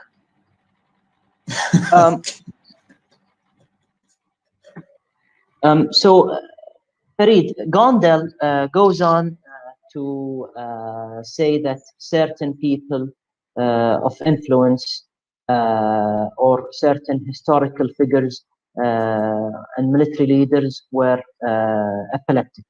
Again, Gondel did not take proper history, do a physical exam, and do the needed investigation. One example of how Gondel lacks the understanding of what epilepsy is, or chooses to neglect or chooses to ignore what is being written carefully, is when he goes and comments about Napoleon. That spans like the whole continent, right? Well, here you have an example. Napoleon Bonaparte was also suffering from epilepsy and psychogenic attacks, but he was able to rule an empire, one of the most intelligent men, like you can see, we've known, especially in terms of military geniuses. This nullifies the objection that epileptics are dysfunctional and cannot lead armies or nations, or that intelligence is always negatively affected by such conditions. Okay? Gondel goes and uses Napoleon as an example. I went on and read the article that was written, and apparently Napoleon had uremia. That means buildup of urea in his blood, and the uremia caused the Napoleon's seizure. So what does that mean? It means that Napoleon had provoked seizures rather than unprovoked seizures. And if you remember, epilepsy is defined as 2 unprovoked seizures that are 24 hours apart, or 1 unprovoked seizure with high risk of recurrence. So what Napoleon had was not epilepsy. Okay. Napoleon does he know that? Of course, he might. I don't know if he knows that. If he knows that and chose to ignore what he knew, and just tried to mislead the audience, this is a problem. And if he doesn't know and speaks about it and lectures about it, that's another problem. So Gondel is either ignorant or a liar. All right, so a few things they said in there. First off, they go off on this weird tangent that I was somehow hiding the fact that he was having provoked seizures. Now, the funny thing is, even the screenshot they show in their own clip has the screenshot where it says right there that he had provoked seizures in the abstract. The point is, as you know, provoked versus unprovoked seizures is completely irrelevant because we're not trying to investigate did Muhammad have, let's say, a tumor? Did he have like encephalitis? Did he have a lesion? Did he have an infection? We just can't know that. That's not the point of the argument. And Napoleon is one example of provoked seizures. You have so many other examples that I've seen that are diagnosed epileptics that have achieved greatness similar to Napoleon's. The point still stands. They go off on this weird tangent that his provoked seizures and uremia causing it somehow absolves his epilepsy, and that his epilepsy somehow magically disappears. He still had epileptic attacks. And then he then downplays the whole idea that Napoleon's epilepsy was like some chill ass thing, like it wasn't something too super serious, and then accuses me of not reading the paper. Now, what I'm going to do is just to show you how ridiculous he sounds here. We're going to open the paper and we're going to read the paper and we're going to show you some highlights. And then you'll realize like these guys are just going off on their own little straw man tangent. So this is the paper, the same paper we had. So on the left side, I'm also going to remind you that these are doctors and the doctors' words here. These are, and I'm just reading them. So I'm going to go follow their vocabulary as well. Napoleon lapsed into an epileptic trance of which he remembered nothing. His long history of epileptic seizures generally followed a pattern, usually occurring in the evening or late at night after weeks of hard and intense work. Evidence for epileptic seizures, Section 3. McLean mentioned the conclusive seizure that Napoleon had when he was in bed with one of his lady friends. She made a seizure disorder widely known because of her own panic witnessing the convulsions. Likely the clearest example of a generalized tonic-clonic seizure took place on October 1st, 1805, when the emperor was dining with the Emperor Josephine. While holding Josephine in his arms and bidding her good night, Napoleon collapsed in a severe epileptic convulsion. He fell to the floor in a convulsive state, was apneic, and foamed at the mouth, and later vomited. Josephine had witnessed earlier attacks and was seriously alarmed. Although he had heard rumors of Napoleon's epilepsy, this was the first time he had witnessed such a severe attack. The emperor's breathing gradually returned to normal, and the whole attack lasted 15 minutes, longer than any of the previous seizures. On recovery, Napoleon got to his feet, commanding all present to total secrecy. So he's telling everybody, don't tell anybody about my seizure. He then set out alone in gathering together his grand army. This description would be consistent with a generalized tonic-clonic seizure. Napoleon was never treated for his seizures. Go down a chronic uremic state. While trying to urinate, Napoleon once said, "This is my weak spot. It is by this that I shall die." On the right side, in the second screenshot, we see epileptic seizures occur in about 1/3 of individuals with chronic renal failure and are usually generalized tonic-clonic attacks. And this is in the extreme right. It says, in summary, the evidence seems clear that Emperor Napoleon had psychogenic attacks based on tremendous amounts of stress in his life and also had, and in red, epileptic attacks. And then they go in a chronic uremic state and finally epileptic seizures. So now think about this. Am I misreading the paper or misrepresenting, or these guys are nitpicking a completely irrelevant part of the argument and then going off on this weird ass straw man, accusing me of using wrong terminology, but then not reading the paper themselves? That is pretty clear as to what it says. And they think that because they mention his uremia somehow absolves his epileptic state or his epileptic seizures. The point is, his seizures were still affecting him, but he still was able to keep on going. And one thing he mentioned, Farid's cousin, was after a seizure, he never went into battle or got his army together. But we see another thing here is after one of the big seizures, Napoleon gets to his feet and sets out to set up his own army and whatnot.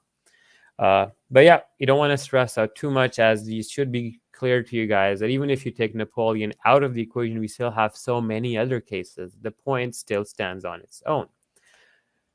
So, what's the point? Like, I don't understand why is there an emphasis on this euthymia, and how he has troubles peeing? How is that relevant? Why did they bring that up? Exactly. Why did they bring it up? They're trying to say they're going to get into the semantics of what epilepsy is. Mhm. Epilepsy is defined as, two unprovoked seizures. So a lot of times, as long as you don't know the cause of the seizure, you'll be classifying it as epilepsy. But as soon as you recognize the cause of the seizure, at times, it then becomes a provoked seizure. So, for example, like, do you have too much stress in your life? The stress is provoking your seizure. Do you have a hormonal imbalance? Did you hit your head somewhere recently? Loads of other scenarios, right? Or tumor factors that can identify the cause of the seizure. Like I said, when you, even to you, this sounds completely irrelevant to the argument being made, because we're not talking about what was causing Muhammad's epilepsy to begin with, because that's too much of an idea that we cannot get into, because we don't have MRIs, EEGs, and stuff. We can speculate a little bit, but we're going to focus on the symptoms of his epilepsy.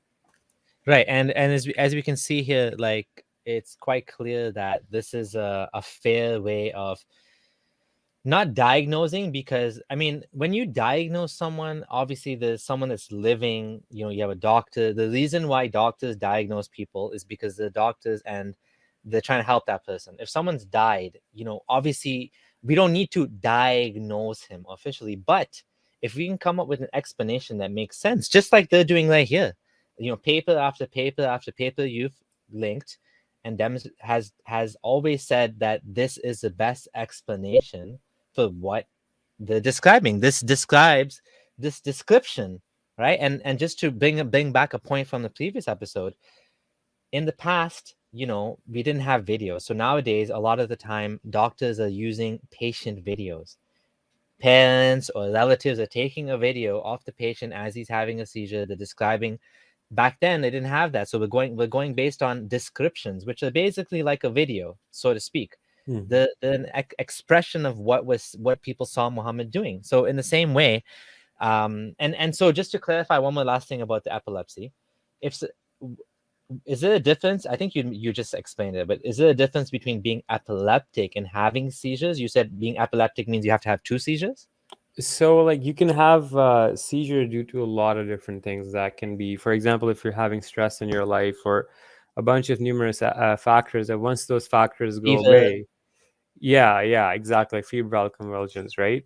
And as soon as those factors go away, your epilepsy goes away, right? There's also psychogenic attack, imitators of epilepsy, things that look like epilepsy but aren't in fact epilepsy. It's a completely different discussion that we can get into, but a whole different tangent.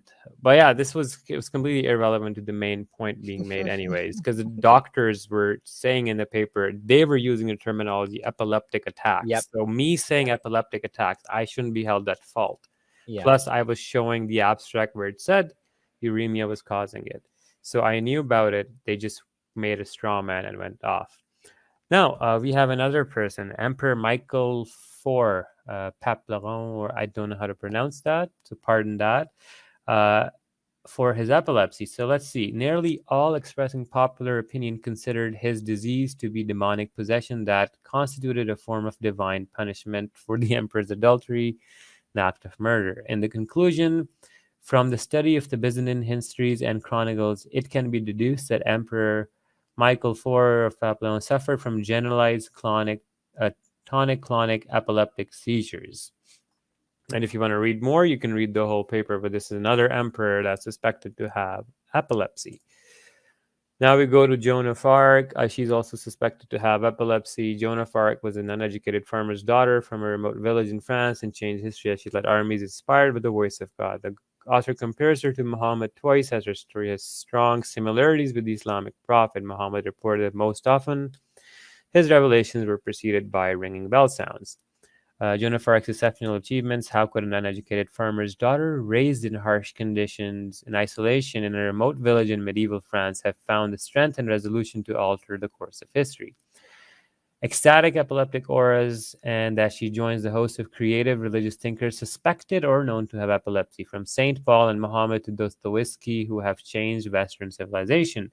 On the right side, we see bells have also been associated with the seizure of other known or reputed epileptic persons. Muhammad, for example, was widely suspecting of having epilepsy. The supernatural message he was said to receive as he wrote the Quran came to him like the sound of a bell. You can argue, I mean, you'll always find people saying, oh, Joan of Arc maybe wasn't epileptic. You can see back and forth, but from this paper, we can see that she did, in fact, exhibit some signs of epilepsy.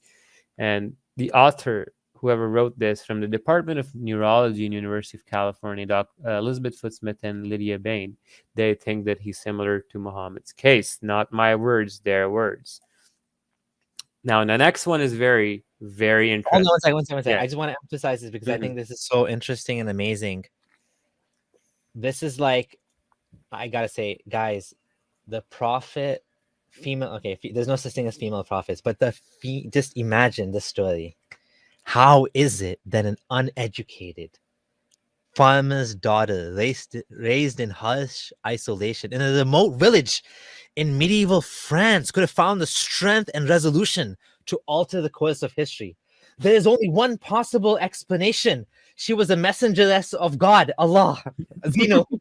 Do you not see that this is the exact argument that Muslims are making? How is it that it's an argument from, is that called an argument from ignorance? I don't know if that's the right fallacy, but they don't understand the disease or its effects since, ignorance. You don't understand how it's possible, so therefore it must be God. You are filling in it's well, first of all, it's a false dichotomy. There's obviously other possible reasons. Nobody's saying that. I don't know. I guess she's considered a religious figure too, but but the point is that this is a really powerful point, and just don't skip on this, that there are others just like Muhammad in history that defy logic and achieved great things in life, whether or not they're epileptic. I mean, she's been described as epileptic, which is even more a powerful point, an even more powerful point. But regardless, just wanted to basically just let that sink in before we continue to the next. How could a orphan, illiterate man from Mecca get the power and muster the courage to change all of Arabia? Right? It's the same thing. How is this possible? It can't be a coincidence. It must be that the creator of the universe came down and intervened and made this happen, right? No, it couldn't just be that they were like, it's almost like the argument for design. Like, oh, we just happen to find ourselves on a perfectly designed planet. Well, no shit, all the other planets are inhospitable for life.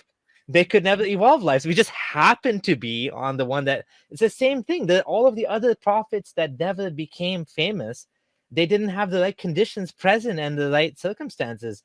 So now we look back and we're using post hoc rationalization. But well, tying into your point is the next slide, and Muslims will love it because it's about Mirza Ghulam Ahmad. Another false prophet. So this one's very interesting because this is Mirza Ghulam Ahmad's own book. It's written by himself, Haqiqatul Wahi, the reality of revelation. Okay? And this was his proof of prophethood. Now, in this book, he admits, funny thing, I have suffered from two ailments for a long time. The first is migraine, due to which I used to become very restless and horrifying complaints would develop. I suffered from this illness for 25 years. Who else suffered from migraines? Muhammad used to cup his head. He had unilateral headaches. I was afflicted with dizziness. Fainting, dizziness, loss of balance, syncope. Physicians opine that these disorders ultimately lead to epilepsy. Accordingly, my elder brother, Mirza Ghulam Qadir, after suffering from this ailment for about 2 months, fell victim to epilepsy. And this is what he died of. So now we have a genetic, hereditary component to it. Therefore, I continued to supplicate to God Almighty that he may safeguard me. Now, on one occasion, I perceived in a vision that an evil spirit in the form of a black animal with 4 feet, which had the height of a sheep, having long hair and black claws, was about to attack me. It was instilled in my heart that this indeed was epilepsy. I struck its chest forcefully with my right hand and said, "Go away, you have no part in me." Hence, God knows that all those dangerous complaints subsided and that severe pain completely disappeared. I only suffer from occasional dizziness so that the prophecy relating to the 2 yellow sheets may not be affected. This is insanely shocking because this is happening in the early 1900s, right? Where epilepsy is still not fully understood. We're still learning about complex partial seizures, petit mal seizures, absence seizures. And this guy says he has headaches, migraines, he's dizziness, he sees visions, hears voices. His family has components of epilepsy. He has hyper-religiosity, invents his own sect of Islam, claims prophethood, claims that he's Jesus reincarnated, he's Messiah or Mahdi coming back. Do you now not see that this guy probably was suffering from a case of some form of epilepsy? Very, very. When I found this one out, I was like, wow, just wow. You know, this also funny how he's describing the exact same thing that Muhammad said, that the devil came to him in the prayer and he choked him and felt a spit on his hand and this and that. And he's doing the exact. I'm just stunned. Why did he say it's epilepsy? Why would he say that? He's giving it a naturalistic Why would he do that? This is his own book? Yeah, this is it's his own book. Why is he saying he has epilepsy? It's written by Mirza Ghulam Ahmad from a first-person perspective, from what it seems like I perceived. I did, my brother. This is wild. It's like he's undoing the miraculousness of prophecy, prophethood, or whatever you want to call it, Mahdihood, being chosen by describing it in materialistic terms. It's mind-blowing. Like wild. This is wild. Did he not? Maybe you're right. Maybe he didn't know that I guess he didn't know the neuroscience of it. I guess he didn't realize that this explains his prophethood. I guess when I found this one, I was just blown away. I was just blown away by this one. But this is wild. This is too much. We got to get Reason on Faith to make an episode on his show just for this. We should make a clip maybe and post it on X Ahmadiyya Reddit, because this is wild. This is like checkmate sort of material, like from his own words, you know. He was scared of being epileptic. I can imagine Muhammad, if he was alive today, like mistakenly writing an epileptic attack. Muhammad was scared too, because remember what he said in the beginning. I fear I'm going insane. I hear a voice and I see a light, and I fear there's jinn possession or madness inside me. And then he said he wanted to kill himself because he didn't want and then he got called. Muhammad was himself scared of the exact same thing Mirza Ghulam Ahmad is scared of. That's crazy. Except Ghulam Mirza Ahmad used the word epilepsy. Yeah. He explicitly, Oh man. And his brother was diagnosed with it too. Whoa. And he died from it. So that's a confirmation of genetic factors there for sure. Damn, it's similar to checkmate right there. It's just like done.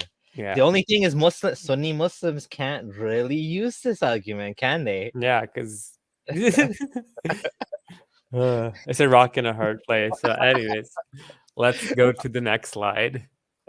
We have Richard Doddridge Blackmore. He's known as R.D. Blackmore, was one of the most famous novelists of the second half of the 19th century. He studied law and was called to the bar. However, he suffered from epilepsy and was forced to live in difficult circumstances for some years, until unexpectedly he came to a considerable fortune. He settled down and dedicated his life to fruit growing and writing, and then he became a very famous author of his time. Again, not as famous as Dostoevsky and some other ones that are coming up with some very interesting details.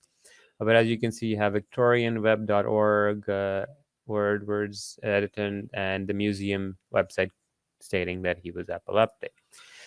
Next up, now we're going to Fyodor Dostoevsky's case.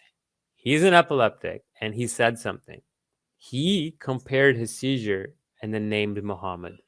Very, very interesting. So Fyodor Dostoevsky is considered one of the greatest Russian writers of all time. He's known to have epilepsy. He's described his own seizures clearly in few instances. But we have discussed this prior as well. It's a very famous case. Let's go to the next slide where we get a little bit more deeper into what he experienced from his epilepsy. Dostoevsky is frequently quoted by Jordan Peterson, by the way. For those of you that don't know. Yeah, That's interesting. So Dostoevsky's case shares many similarities with Muhammad. So we're going to start from the bottom left. Here we see his face changed queerly and a frightened look came into his eyes. A few minutes passed, and then in a hollow voice he said, "Where am I?" He went out of the room, but then he was found shaking. Dostoevsky was found guilty of conspiracy with the revolutionary movement, and then during the extremely difficult period, he had many generalized convulsions. Now, here, at the age of 7, he had an episode of auditory hallucination, a frightening scream, possibly related to a mysterious upset event that happened in his family. In 1837, his mother died. In the same year, he suffered from some type of nervous breakdown, and he had a transient aphonia, probably of functional origin. 2 years thereafter, his father passed away. So this young child, he's losing his parents, his caretakers, his grandparents at a very young age. Muhammad's dad passed away before he was born. Muhammad's mom passed away when he was 6. Muhammad's grandfather passed away when he was 8, and then he's given it to his uncle. Similar issues, childhood trauma, traumatic events in childhood can leave lasting scars. That emotional trauma is physical trauma at the anatomical level, and that can cause seizures, as we saw about stress. He said he also suffered a violent seizure during a funeral. Now, he also said he had attacks of stabbing headaches, memory impairments, muscle twitches, foam on his lips, difficulty of breathing, and rapid pulse. The attacks lasted for 15 minutes by the habitual exhaustion. Like Muhammad would be fatigued, be overtaken by signs of torpor. In 1853, he had another attack, and since then they recur regularly at the end of each month, so they come expectedly at expected times. But yeah, Dostoevsky is crazy. Now, the next slide, Dostoevsky mentions Muhammad in his novels. If you can't see this text on the left-hand side, I'll read it for you. So we have, probably this is the very second, which was not long enough for the water to be spilt out of Muhammad's pitcher, though the epileptic prophet had time to gaze at the habitations of Allah. So another thing I'm going to tell you guys right now. When I was naming this series, I took the name from Dostoevsky. He called Muhammad the epileptic prophet. And now I'm telling you, as you see in his novel, The Idiot, he says about Muhammad, and he compares his own seizures to Muhammad's through a character he's created, where he says, no doubt the epileptic Muhammad refers to that same moment when he says that he visited all the dwellings of Allah in less time than he was needed to empty his pitcher of water. So he saw these habitations of Allah, and Dostoevsky saying that this is kind of like a seizure that he's also had. And he described this, and he's to this character, Mishkin. But yeah, very, very fascinating that a fellow epileptic is saying that, yeah, Muhammad probably was epileptic. And he's also a writer too. I wonder if Fazid is going to tell Dostoevsky, how dare you diagnose Muhammad? Oh, man. Now let's go to the next slide. We have Van Gogh diagnosed for epilepsy and admitted to mental institutes. So he had bandaged. He also obsessively, instead of sending his brother Theo 1 letter a day as he had done before, he went through 3 letters a day. The storm within, as he called his typical seizure, consisted of hallucinations, unprovoked feelings of anger, confusion, and fear, and floods of early memory that disturbed him because they were outside his control. In one such seizure, he saw again every room at the house in Zundert, where he had been born, every path, every plant in the garden. And on the right side, there were a couple of doctors who corresponded, and they said the diagnosis of epilepsy and recommendation with Van Gogh is most probably likely. These were doctors of his time, like contemporary doctors diagnosing him. So it's not like Van Gogh, somebody's writing about it. No. There was physical doctors examining Van Gogh, and they said he had epilepsy. This is from Yves Leplant's book. We're getting very close to the end now. We are going to go to the next slide. And we have Lorna Byrne. So she's a schizophrenic. I want to tell you something, and this is a very interesting case. Lorna Byrne is an Irish author and peace ambassador. She's best known for her best-selling memoir, Angels in My Hair, A Message for Hope and Love from the Angels. Debuted at #1, is on the UK Sunday Times book chart. Her books have been translated into 30 languages and published in over 50 countries. She's a very, very well-published, best-selling author. So interesting. Read how her authorship started. Lorna Byrne was born in the 50s in Ireland and was growing up. And she was known as dyslexic. She was diagnosed as retarded. I'm not using that word in the derogatory way, so inverted commas. She was labeled as retarded as a child due to her dyslexia, and this was by a physician in her life. Now, on the right side, funnily enough, she says that from a very early age, the angels told Lorna that she would write a book about them. She used to laugh when they said it, telling them it was unlikely because she had dyslexia, as she could hardly read or write. The same thing Muhammad said, I can't read or write. So the angel is talking to this lady, and she's saying, write or something about us. And she's like, I can't read or write. I can't do it. And then she ends up writing her book because she uses speech to text softwares, and she ended up actually writing a book orally, like Muhammad. He composed it orally, and then she got it published. I have one of her videos. You want to watch a lot more, you can, but we're just going to briefly go over one of her videos to see how she sees Going to Michael, sometimes he would appear so human. To say, like you. Yeah. The angel Michael, sometimes he would appear so human. To say, like you. Yes. He would appear that human. And he has been out walking and talking with me. And I always remember, like it's in the book there, you know, the priest, he was dressed like a priest, and the priest coming towards us said, hello, Father, to Michael. They ignored me completely because I was a woman, like, you know, and he acknowledged them, and they never noticed he was an angel. And I do find it amazing that people don't. I would say to people, if you see a human being that looks so perfect, it might be an angel, right? More than likely it is. Like even another place where the angel hostess, you know, appeared humanly, you know, just, I haven't written about it now or anything like that, but I was invited to this party. Now, I seldom go to things. Right, yeah. Okay. But I went to this one, and there was a huge crowd of people there. And I was saying to the angels, you know, could see the guardian angel with everyone, and I could see all the other angels around, and I was saying, you know, I just feel like a sore thumb in among all these people. I don't know, you know, I just felt so odd, you know. And, you know, and they said, Lorna, you'd be all right, you're meant to be here, and all of that. And, you know, go over and say hello, and I go and say hello, and the angel hostess appears, you know, and in such a human form, even today, I find it hard that people didn't see him. I always remember there was this kind of, you know, like settees in this room, and it was a large room, and they were always full. With angels? No, with people. With people. Right. But this is what hostess did. Don't ask me how he cleared one of the sofas of people.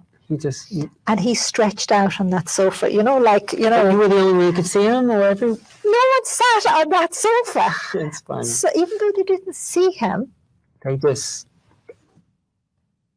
they left the sofa empty. That's funny. That was just so And you amazing. could see him stretched And I out. could see him there, and I was just laughing, and he was just teasing me in a sense, saying, come on, smile, cheer up, it's okay, you know, all He's of like that. your playful angel, isn't he? He's Yeah, you know, and I am amazed that no one saw him, because loads of people came over to the couch to sit down, but they changed. That's wild. It sounds like you know, the confabulations there where there's no one sitting on the sofa. So of course the angel went and laid down on the sofa that no one was laying down on. It sounds like her mind is making up things to explain what she's, anyways.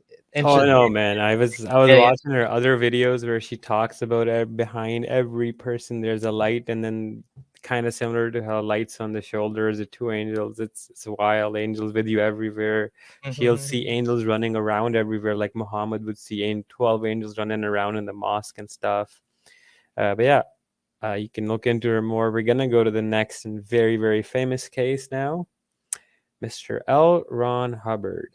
So what do we have for him? So he was very well known to be, he was diagnosed by some doctors as paranoid schizophrenia. His wife went on. It's on the left side in the black text. But yeah, if you want to pause and read that, he was part of a bunch of different mental institutes, went back and forth between a bunch of psychiatrists, and hated psychiatry so much that he rated up Dianetics, which was the whole point of his own study or field or new type of psychiatry that he came up with, and all the Xenu and all that stuff, and Thetans and stuff. But yeah, this guy ended up also holding the world record for a while for the most books authored by a single person at 1084, and that's the Guinness Book of World Record. The guy wrote 1,000 books, this paranoid schizophrenic guy. And that also points to, like, hypergraphia, and that these people can create influence and can gather a lot of people to their cause. But yeah, just to show you that this is not an anomaly. This is very well. No, now we're gonna quickly go over a couple of cases. One more case.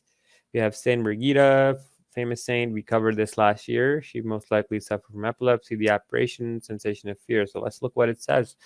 On the left side, we see that the answer is certainly yes if some of her revelations fit the aura of temporal epilepsy. Brigida described herself the sensation felt during a revelation as being carried away in a spiritual vision in which the body sank into a numbness, though not the numbness of sleep. And then the Virgin revealed herself, was terrified by the wonderful apparition. So she was also scared at first, like Muhammad, by Gabriel, not knowing what to do, considering her own infirmity and fearing that it was a deception by the devil. Same like Muhammad, he thought he was going insane. And then Muhammad didn't know if he was an angel, so she, like Muhammad, had to go to another guy. In Muhammad's case, it was Waraka. This one here is Father Matthias, who had convinced her that no, in fact, this is really from God. You're not crazy. You're talking to some angel guy. But very similar. It was he who taught her the symbolism. And yeah, Brigida was between 7 and 10 when she had her childhood revelations the first time. It was not until her 40s that any other revelations started coming out. Similar to Muhammad, there was a dormancy or emission period in his adolescence and early adulthood. Now we go to the next slide. It's also about Saint Brigida. We're just going to quickly go over some other interesting things. The left says temporal epilepsy is associated with visual, auditory, smell, and taste sensations with autonomic, cognitive, and affective symptoms. So she would smell those rotten smells before the seizure began. She also sometimes saw a glowing globe of light. Another common aura is epigastric rising, the cutting and the rising funny feeling in the chest and the belly. She frequently experienced repetitive movements in the epigastric region, described as movements like from an unborn baby, but under her heart. These movements became more prominent the deeper Brigida prayed. They were mentioned in the canonization speech by Matthias. Now, one last thing that's very, very interesting about Brigida's characteristic of her revelations are powerful images that are very concrete and full of detail. Some of the descriptions are along with a stream of very gruesome details. For example, hell.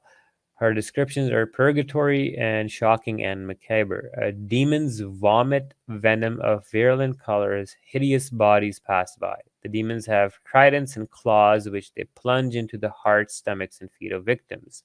They scream like lunatics. One devil ravaged a couple that had married without the church's ordination, so that in the end everything looked like a ball. The demon's cat soul stabbed them and then crushed them between their teeth. Several experts on Brigida have described her as fast, earnest, and even breathless in her storytelling.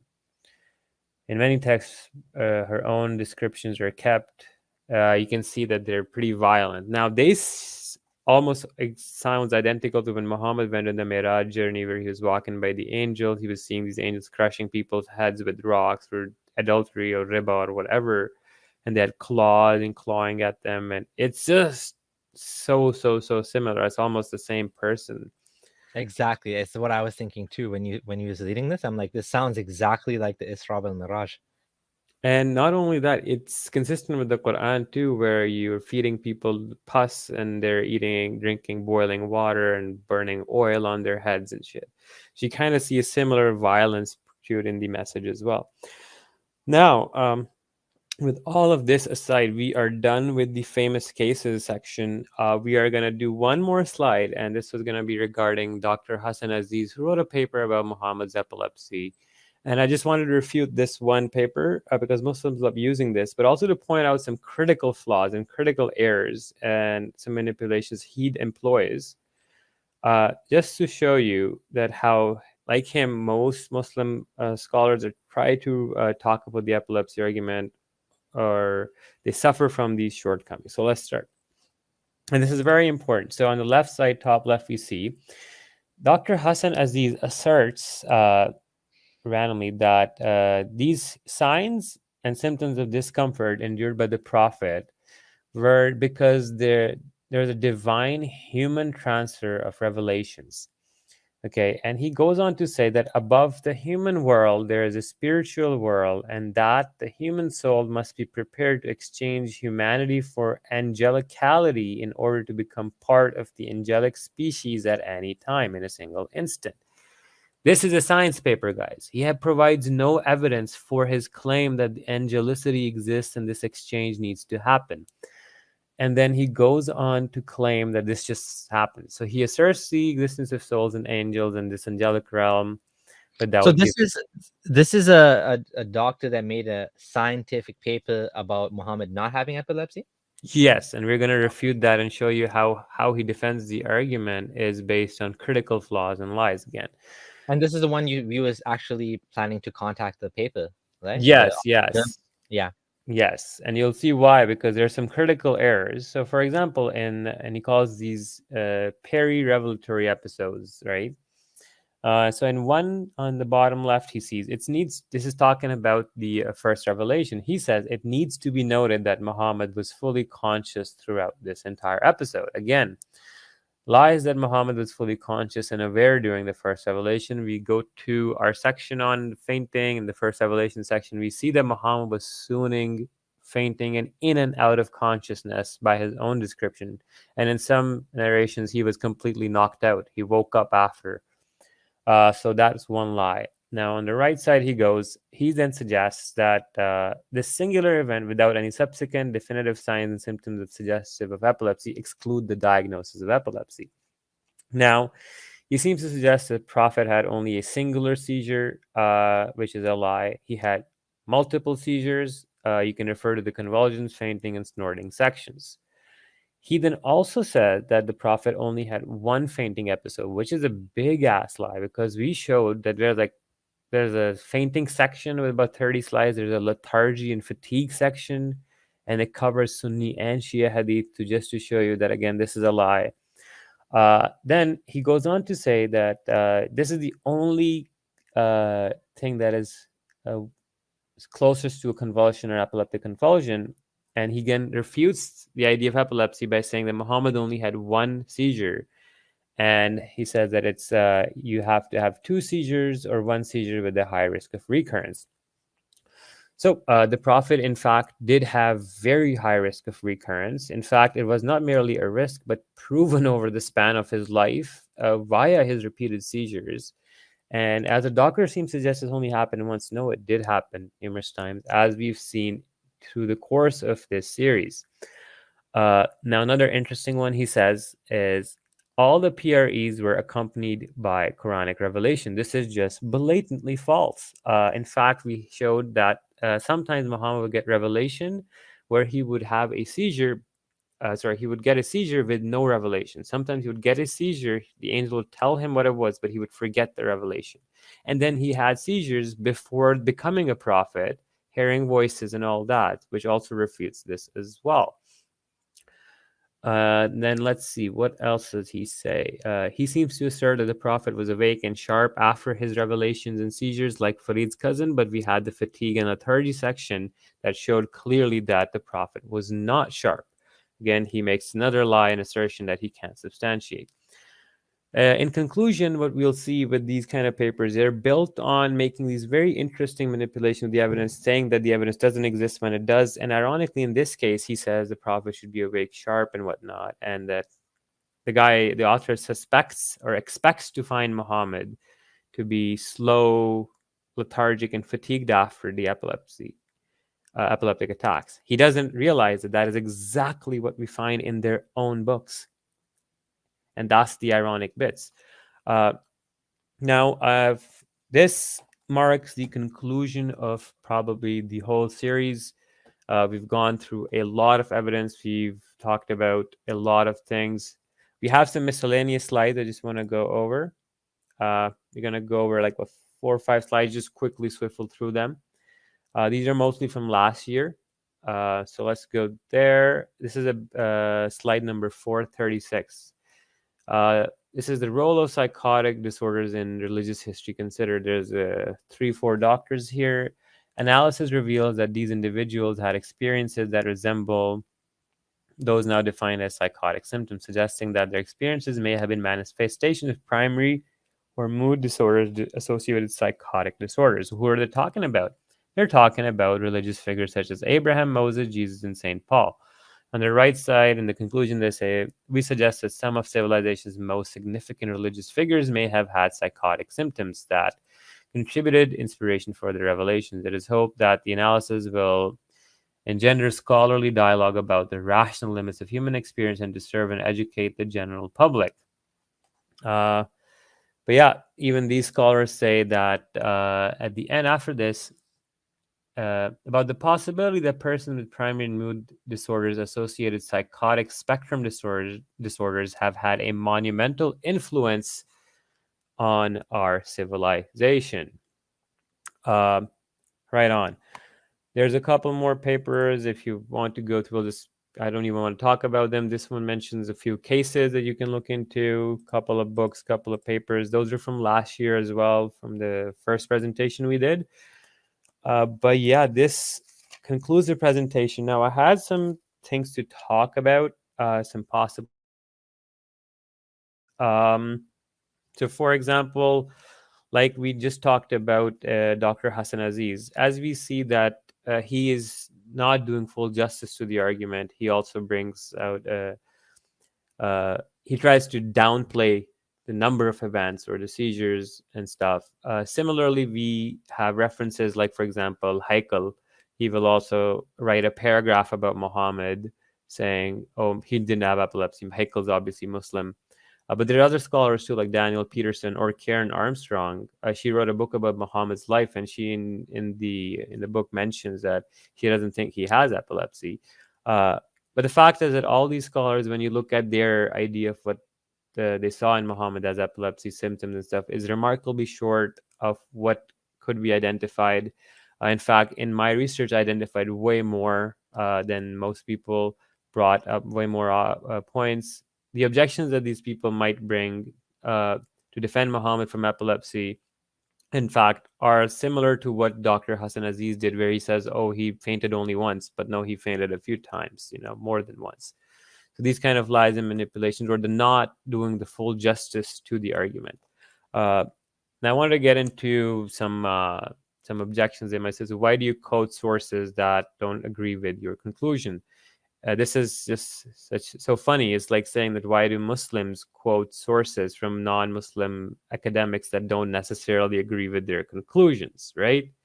You can find a paper or a book or a piece of work, and then you can find a relevant source or a reference in there that you want to critique or analyze. So you can take that excerpt and you can still disagree with the author at the conclusion of what your analysis is. This is normal. This is not controversial at all. So, for example, if I quote Haikel's bringing 4 hadith on trembling, and then him saying, oh, he doesn't think Muhammad's epileptic, this is not controversial because I add more evidence to it. Same with Daniel Peterson and Karen Armstrong.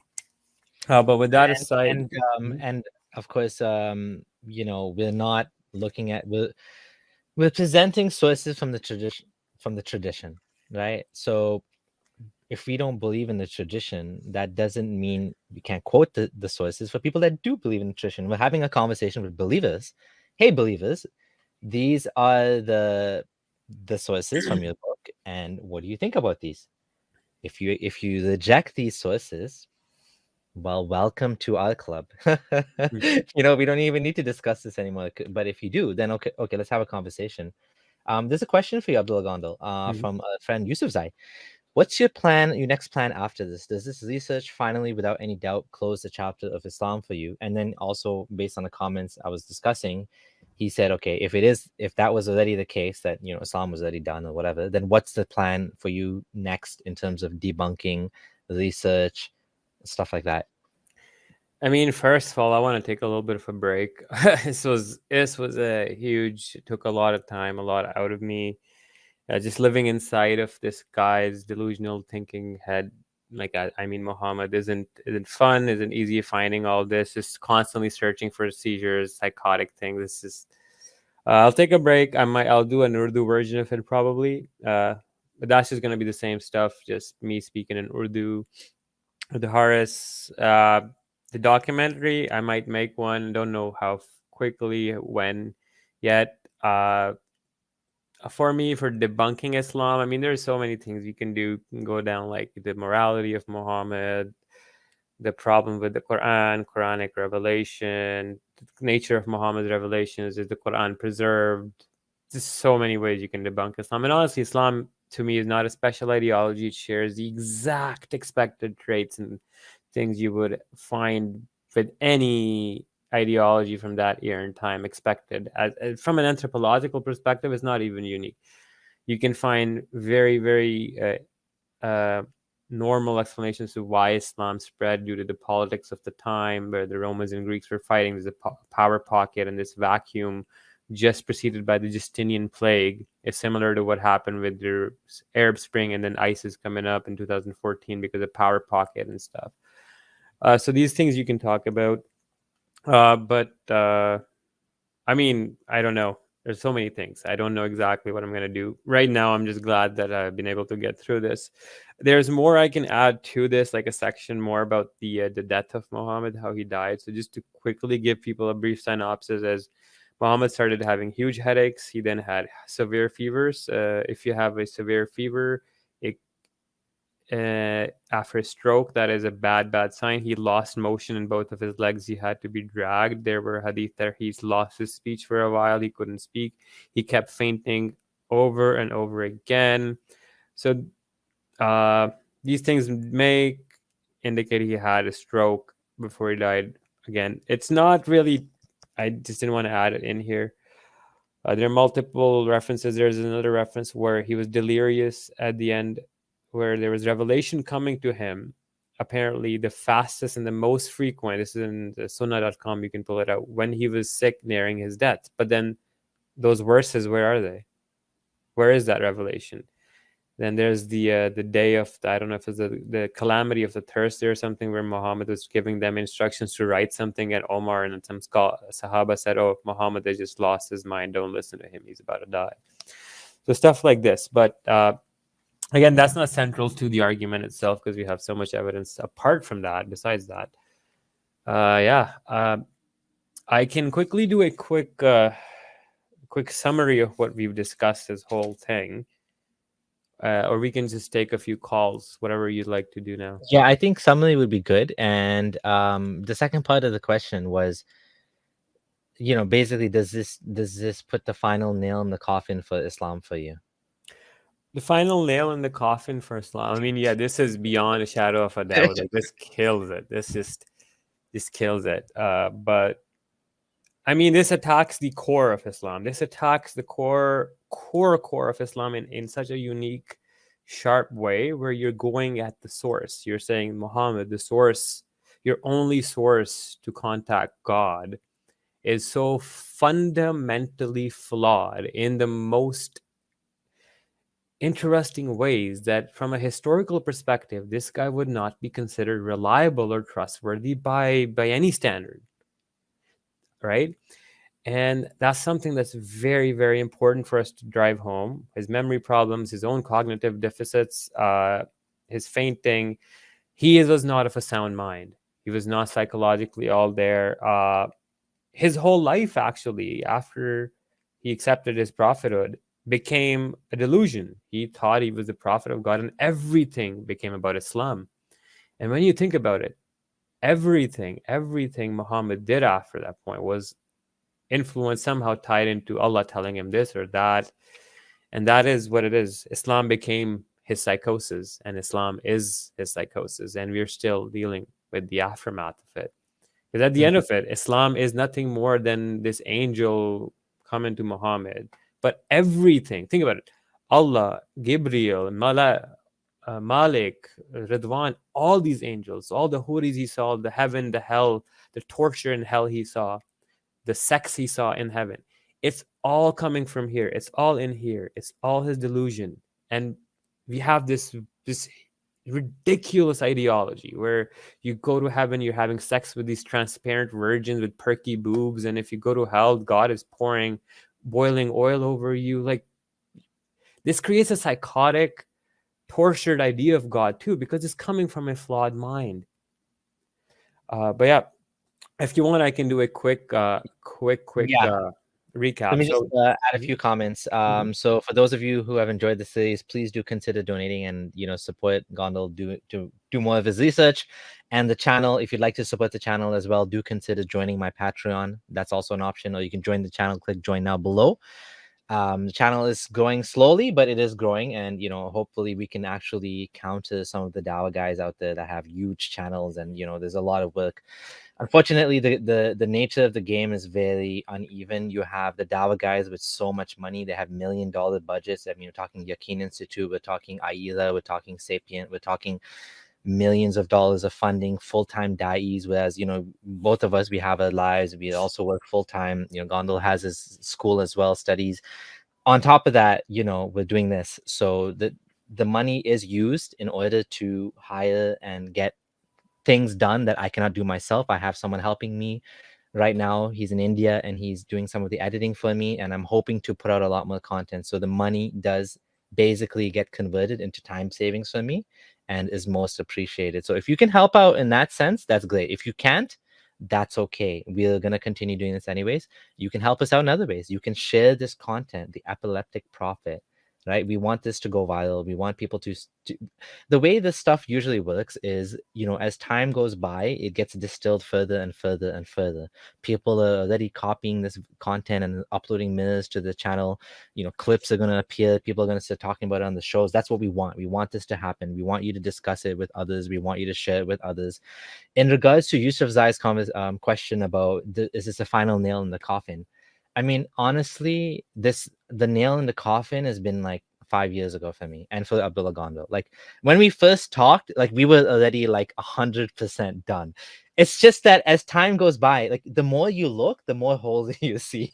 It's gone from like solid cheese to like Swiss cheese to like there's only holes now and there's no cheese. It's just like it gets worse and worse and worse the more you look, because it's a man-made ideology that's contradicts itself from all over the place. It has its it's barbaric, it's inhumane, it's misogynistic. It's frankly like the nail in the coffin was like gone. Like what we're doing now is it's not for us.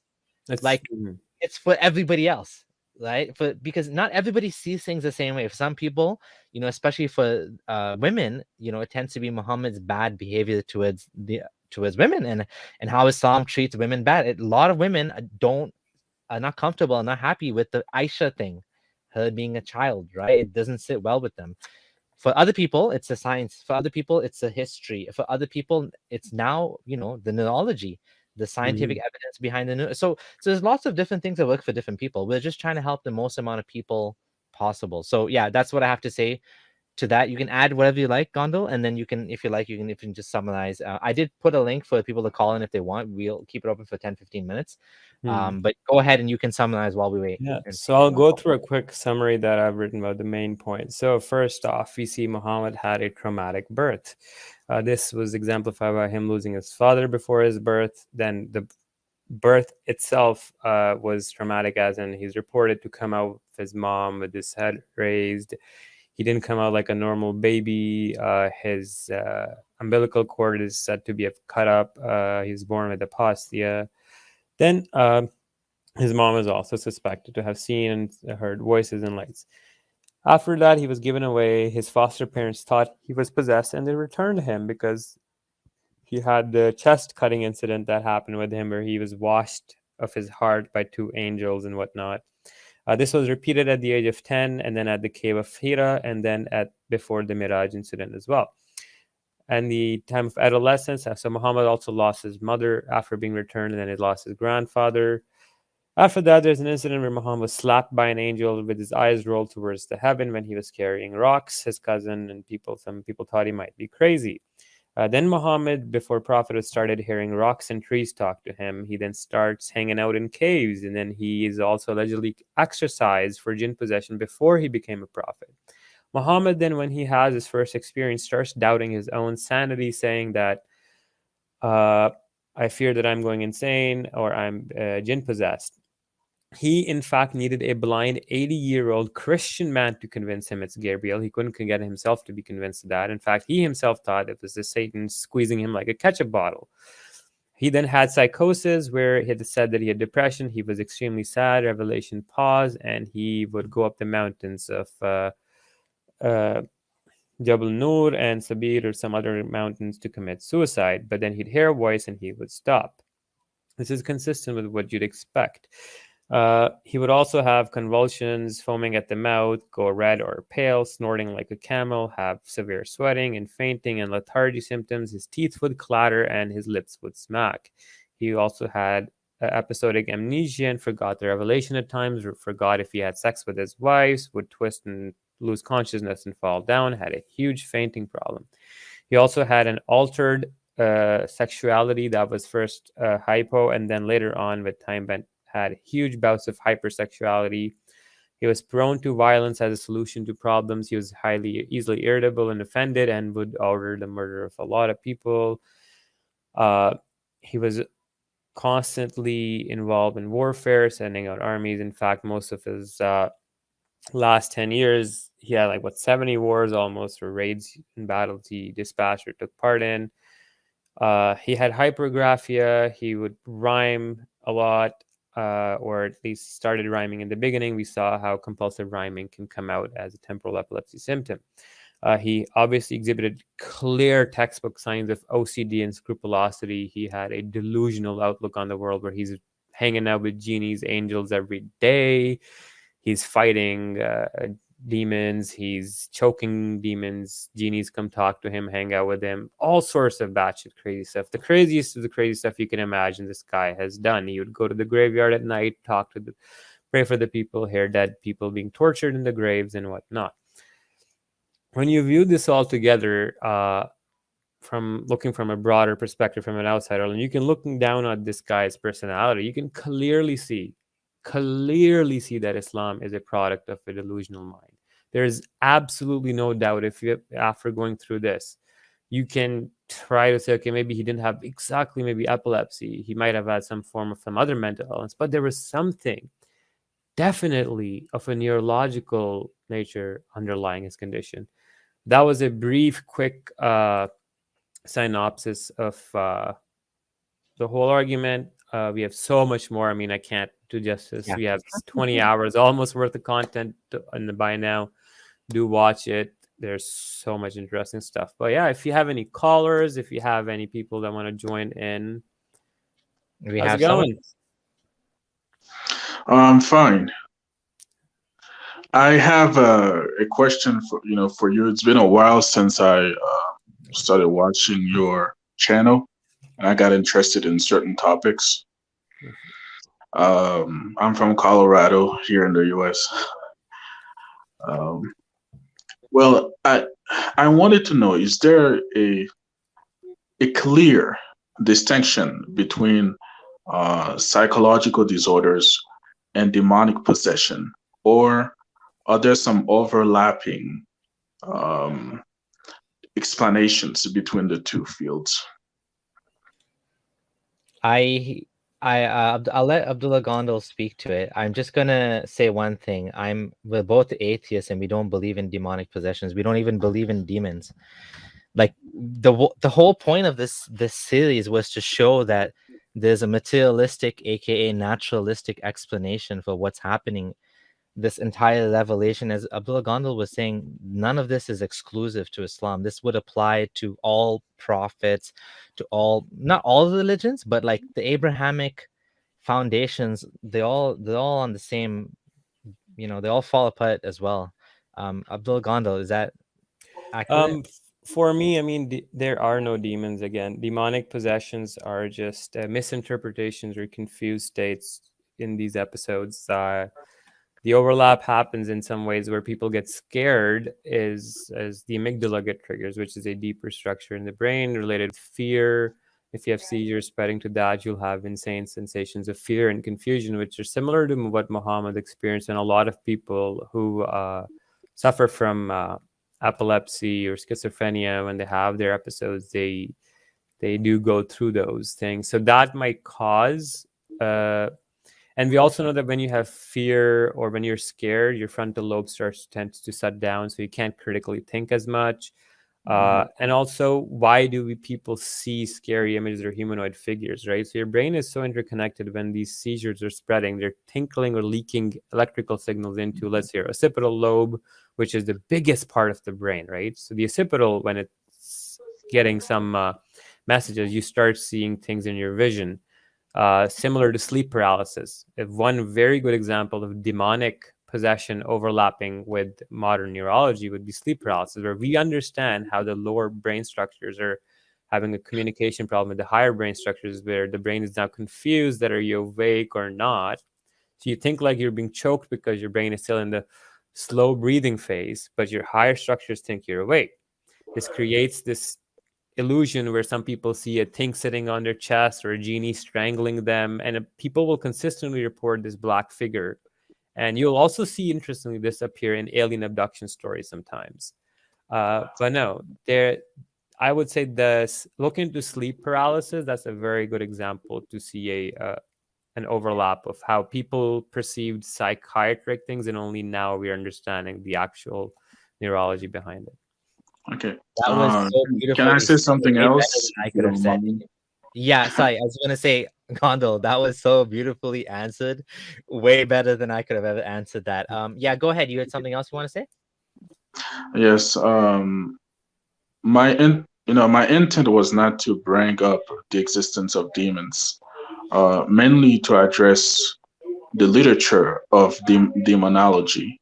We see how certain psychiatrists and psychologists, they have an understanding of demonology, even though they don't necessarily believe in the existence of demons. Because certain cases require you to have both knowledge in order to truly understand the people's perspectives, and also the neurological aspect, of their condition. This is what I was referring to. Certain things can be explained by science, probably more than spirituality.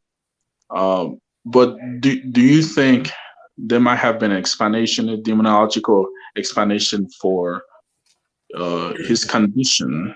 So I have something. Well, what I think might have happened is cultures shape the kind of delusions you have. So, for example, if you're living in Middle East in that time, you're more likely to have an Abrahamic delusional idea with possession or God from their theology, because the brain, right, it picks up whatever's around you, and it will only create those delusions from the pre-existing notions you'll have. So I think cultures, or the culture you are in, being aware of that said culture will actually help the psychologist to determine, okay, this person might act or behave in a certain way. Or let's say, so in my some people I know, I'm not going to give too much information, but they get possessed by Hindu jinns, okay, because they live in Pakistan, and their language, and they start speaking Hindi even. But I know people I've met here, they only speak like English or French. So there's interesting cases with cultural things. Or like the Muslim girl that I know was possessed by a Hindu jinn, because India and Hindus are right next to you. So the jinns that are possessing you also have religions and stuff. So yes, there are these kind of things you can talk about. But definitely the psychologist should be aware of the culture the patient's coming from, so he can better understand how the patient's brain might confabulate the delusion in respect to the environment the patient is in. Okay, that's good. Thanks for your answers, guys. I Thank don't know you. if you recognize anything weird about my name. It's kind of Hebrew, I think. Jehovah Oh. is Yahweh, and I had Googled Makedesh is the name of God as well. It's another way of saying Jehovah or Yahweh. Yeah. Well, Yeah. it's like sanctification, kind of like based like holiness. Okay. The Mkadesh is an abbreviation. It's too long. Right. Yeah. Okay. Yeah, all Well, we're right. gonna. Thank you, guys. Yeah. No worries. I Yeah, was no. gonna say we have some other callers. So yeah, It's thanks for the actually call. good Take care. questions. No, very good It was a good questions. question. The culture shaping the delusions is very important because people living in different eras, their epilepsy will cause their brains to take the delusion confabulations from the culture they find themselves in. Yep. Alrighty. So a couple of things. Hold on a second. Before we take there's a couple of callers. Before we take them, will the two Abdullahs be continuing with different topic? Yeah. Yes. We're Yeah. not done. It's not. This is not the end of the channel or something. I'm still gonna be uploading videos. We're still gonna be doing the two Abdullah show, just not on this topic. Okay, so two more callers, and I don't know how long you want to continue doing this for. You can Yeah, message let's me see how on it goes. Yeah. keeping up with the two Abdullahs for wild intentions, just to show the perspective in a civilized way. They're not pressuring anyone to believe anything. Exactly. We're just sharing our views, and I understand not everyone's comfortable with calling in. It's not easy to call in. It's not easy. There's a lot of people that watch this, and it is difficult to put yourself out there. So that's understandable. You don't have to come on camera. You can always just come on audio, and Audio if you don't only, feel yeah. comfortable, you can type your question. We can also answer it that way. But yeah, regardless, like this, like Abdul Jabbar is saying, dude, I'm Muslim. Why do you show that? The reason why, so in case anyone's wondering, there was a brief pornographic clip that was posted. And the reason for that is because someone's trying to get the channel, flagged or banned or whatever. But I'm just gonna remove the clip. I can edit the video, right? So it's not gonna stop anything. It's just silly. But anyways, thank you for coming and trying to sabotage our work. It's not gonna work. It just makes us more motivated. So yeah, and even Muslims are telling you, what the hell are you doing? Yeah, no, that was just this pathetic. I think nobody would stand up for anything Yeah, like exactly. that. And Exactly. that just shows how childish anybody is. I mean, yeah. See if you have any other callers or any comments or anything. Yeah, let's see.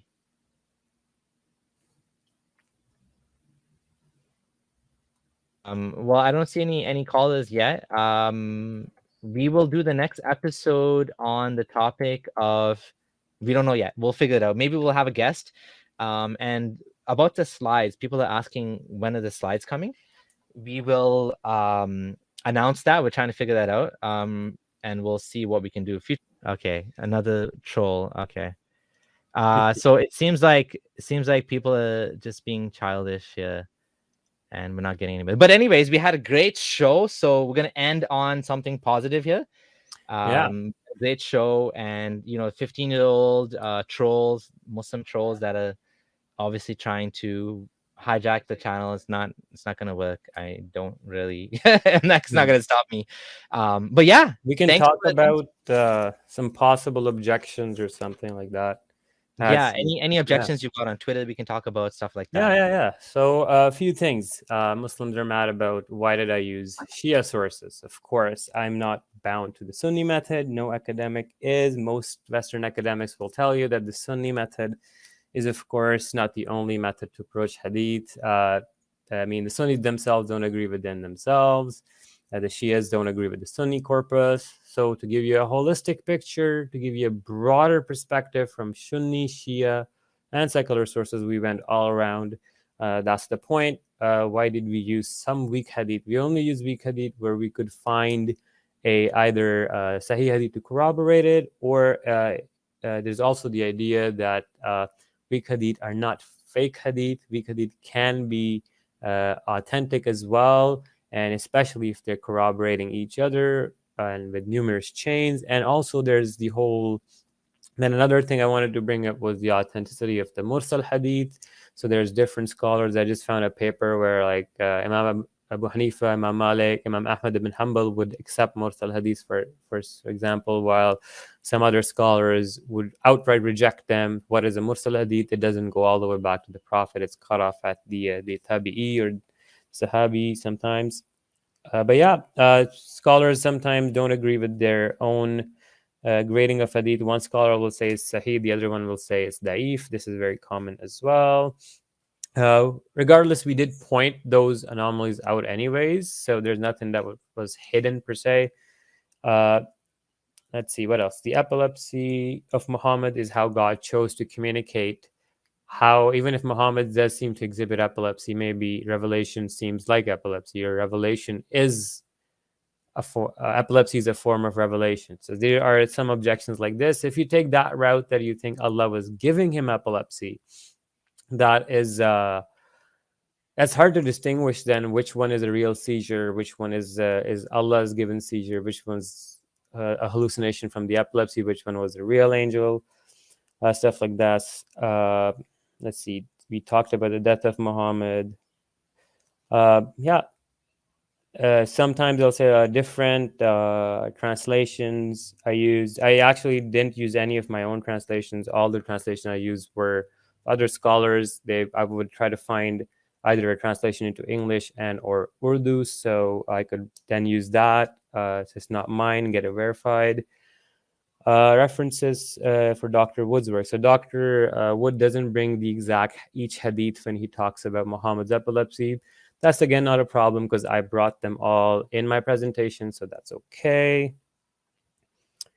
And yeah, at the end of the day, Muslims still have to explain, like Ali Rizvi said, why would God kick Muhammad in the nuts every time he had to give him revelation? Why would he make him snort, with color change, fall on the ground, convulse, tremble, have a feverish state, lip smacking, foaming at the mouth? Why is that necessary, right? Yeah, anyways, I think we have another. I think on that we will end. Something's wrong with his mic anyways, and I think we did a good job, and we've gone over 2 hours now. You've summarized it well. I think we've done an amazing job on the series. The slides will be released as soon as we can. We'll let you guys know. We're just gonna figure that out soon, and yeah, we'll look forward to the next live show. Any final words, Gondal? Not really, just that it was amazing doing the series. Amazing support from you guys.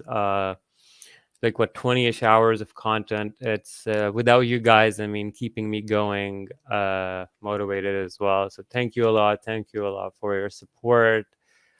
Share this far and wide.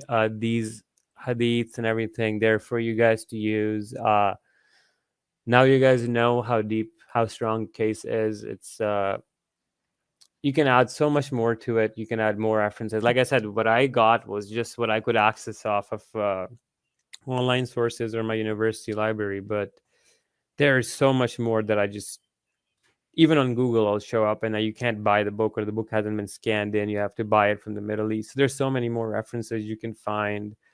Lots more to add. But again, this does attack Islam at its core in a very unique way. And I hope the Muslims, when they do try to object to it, they don't straw man like they did the last time. And I hope that me showing how Farid was straw manning serves them as an example to remember not to do that. Because I've been noticing on Twitter already that has started, where there's people saying Muhammad never heard the sound of ringing bells, or Muhammad never fainted. There's stuff like this that's just like, guys, just watch the series. So I would recommend people that before criticizing the series, watch it in full, because there's a lot of overlapping evidence and connected dots that you've had to take into consideration. Let's say if you watch just part 2 or part 1 and you stop the series, then you're missing out on the chunk of his symptoms that occur in part 3, 4, and 5 that are very relevant to his epilepsy. So, like if you start critiquing part 1 without watching the rest of the parts, you might end up making straw mans and arguments that were already addressed in the later parts. So definitely watch it all. It's very, very deep, very thorough. Share it. We will release the slides. I might add some more content to it, some more commentary every slide, because not all the slides have commentary, as you notice. And sometimes I leave this space on the sides, but because due to time limitations and I was speaking anyways. It was redundant. I will also release copied scans of Dr. Dede's book and then Dr. Abbas Sadiqian's full book. So you're basically getting two full books along to go with these 450-ish slides. But yeah, so much evidence. It was fun doing this. Keep sharing it, and that's all from my side. Alrighty. All right. Thanks, everyone, and have a good day or good night, wherever you are. And we'll see you in the next show, next two Abdullahs. Bye for now.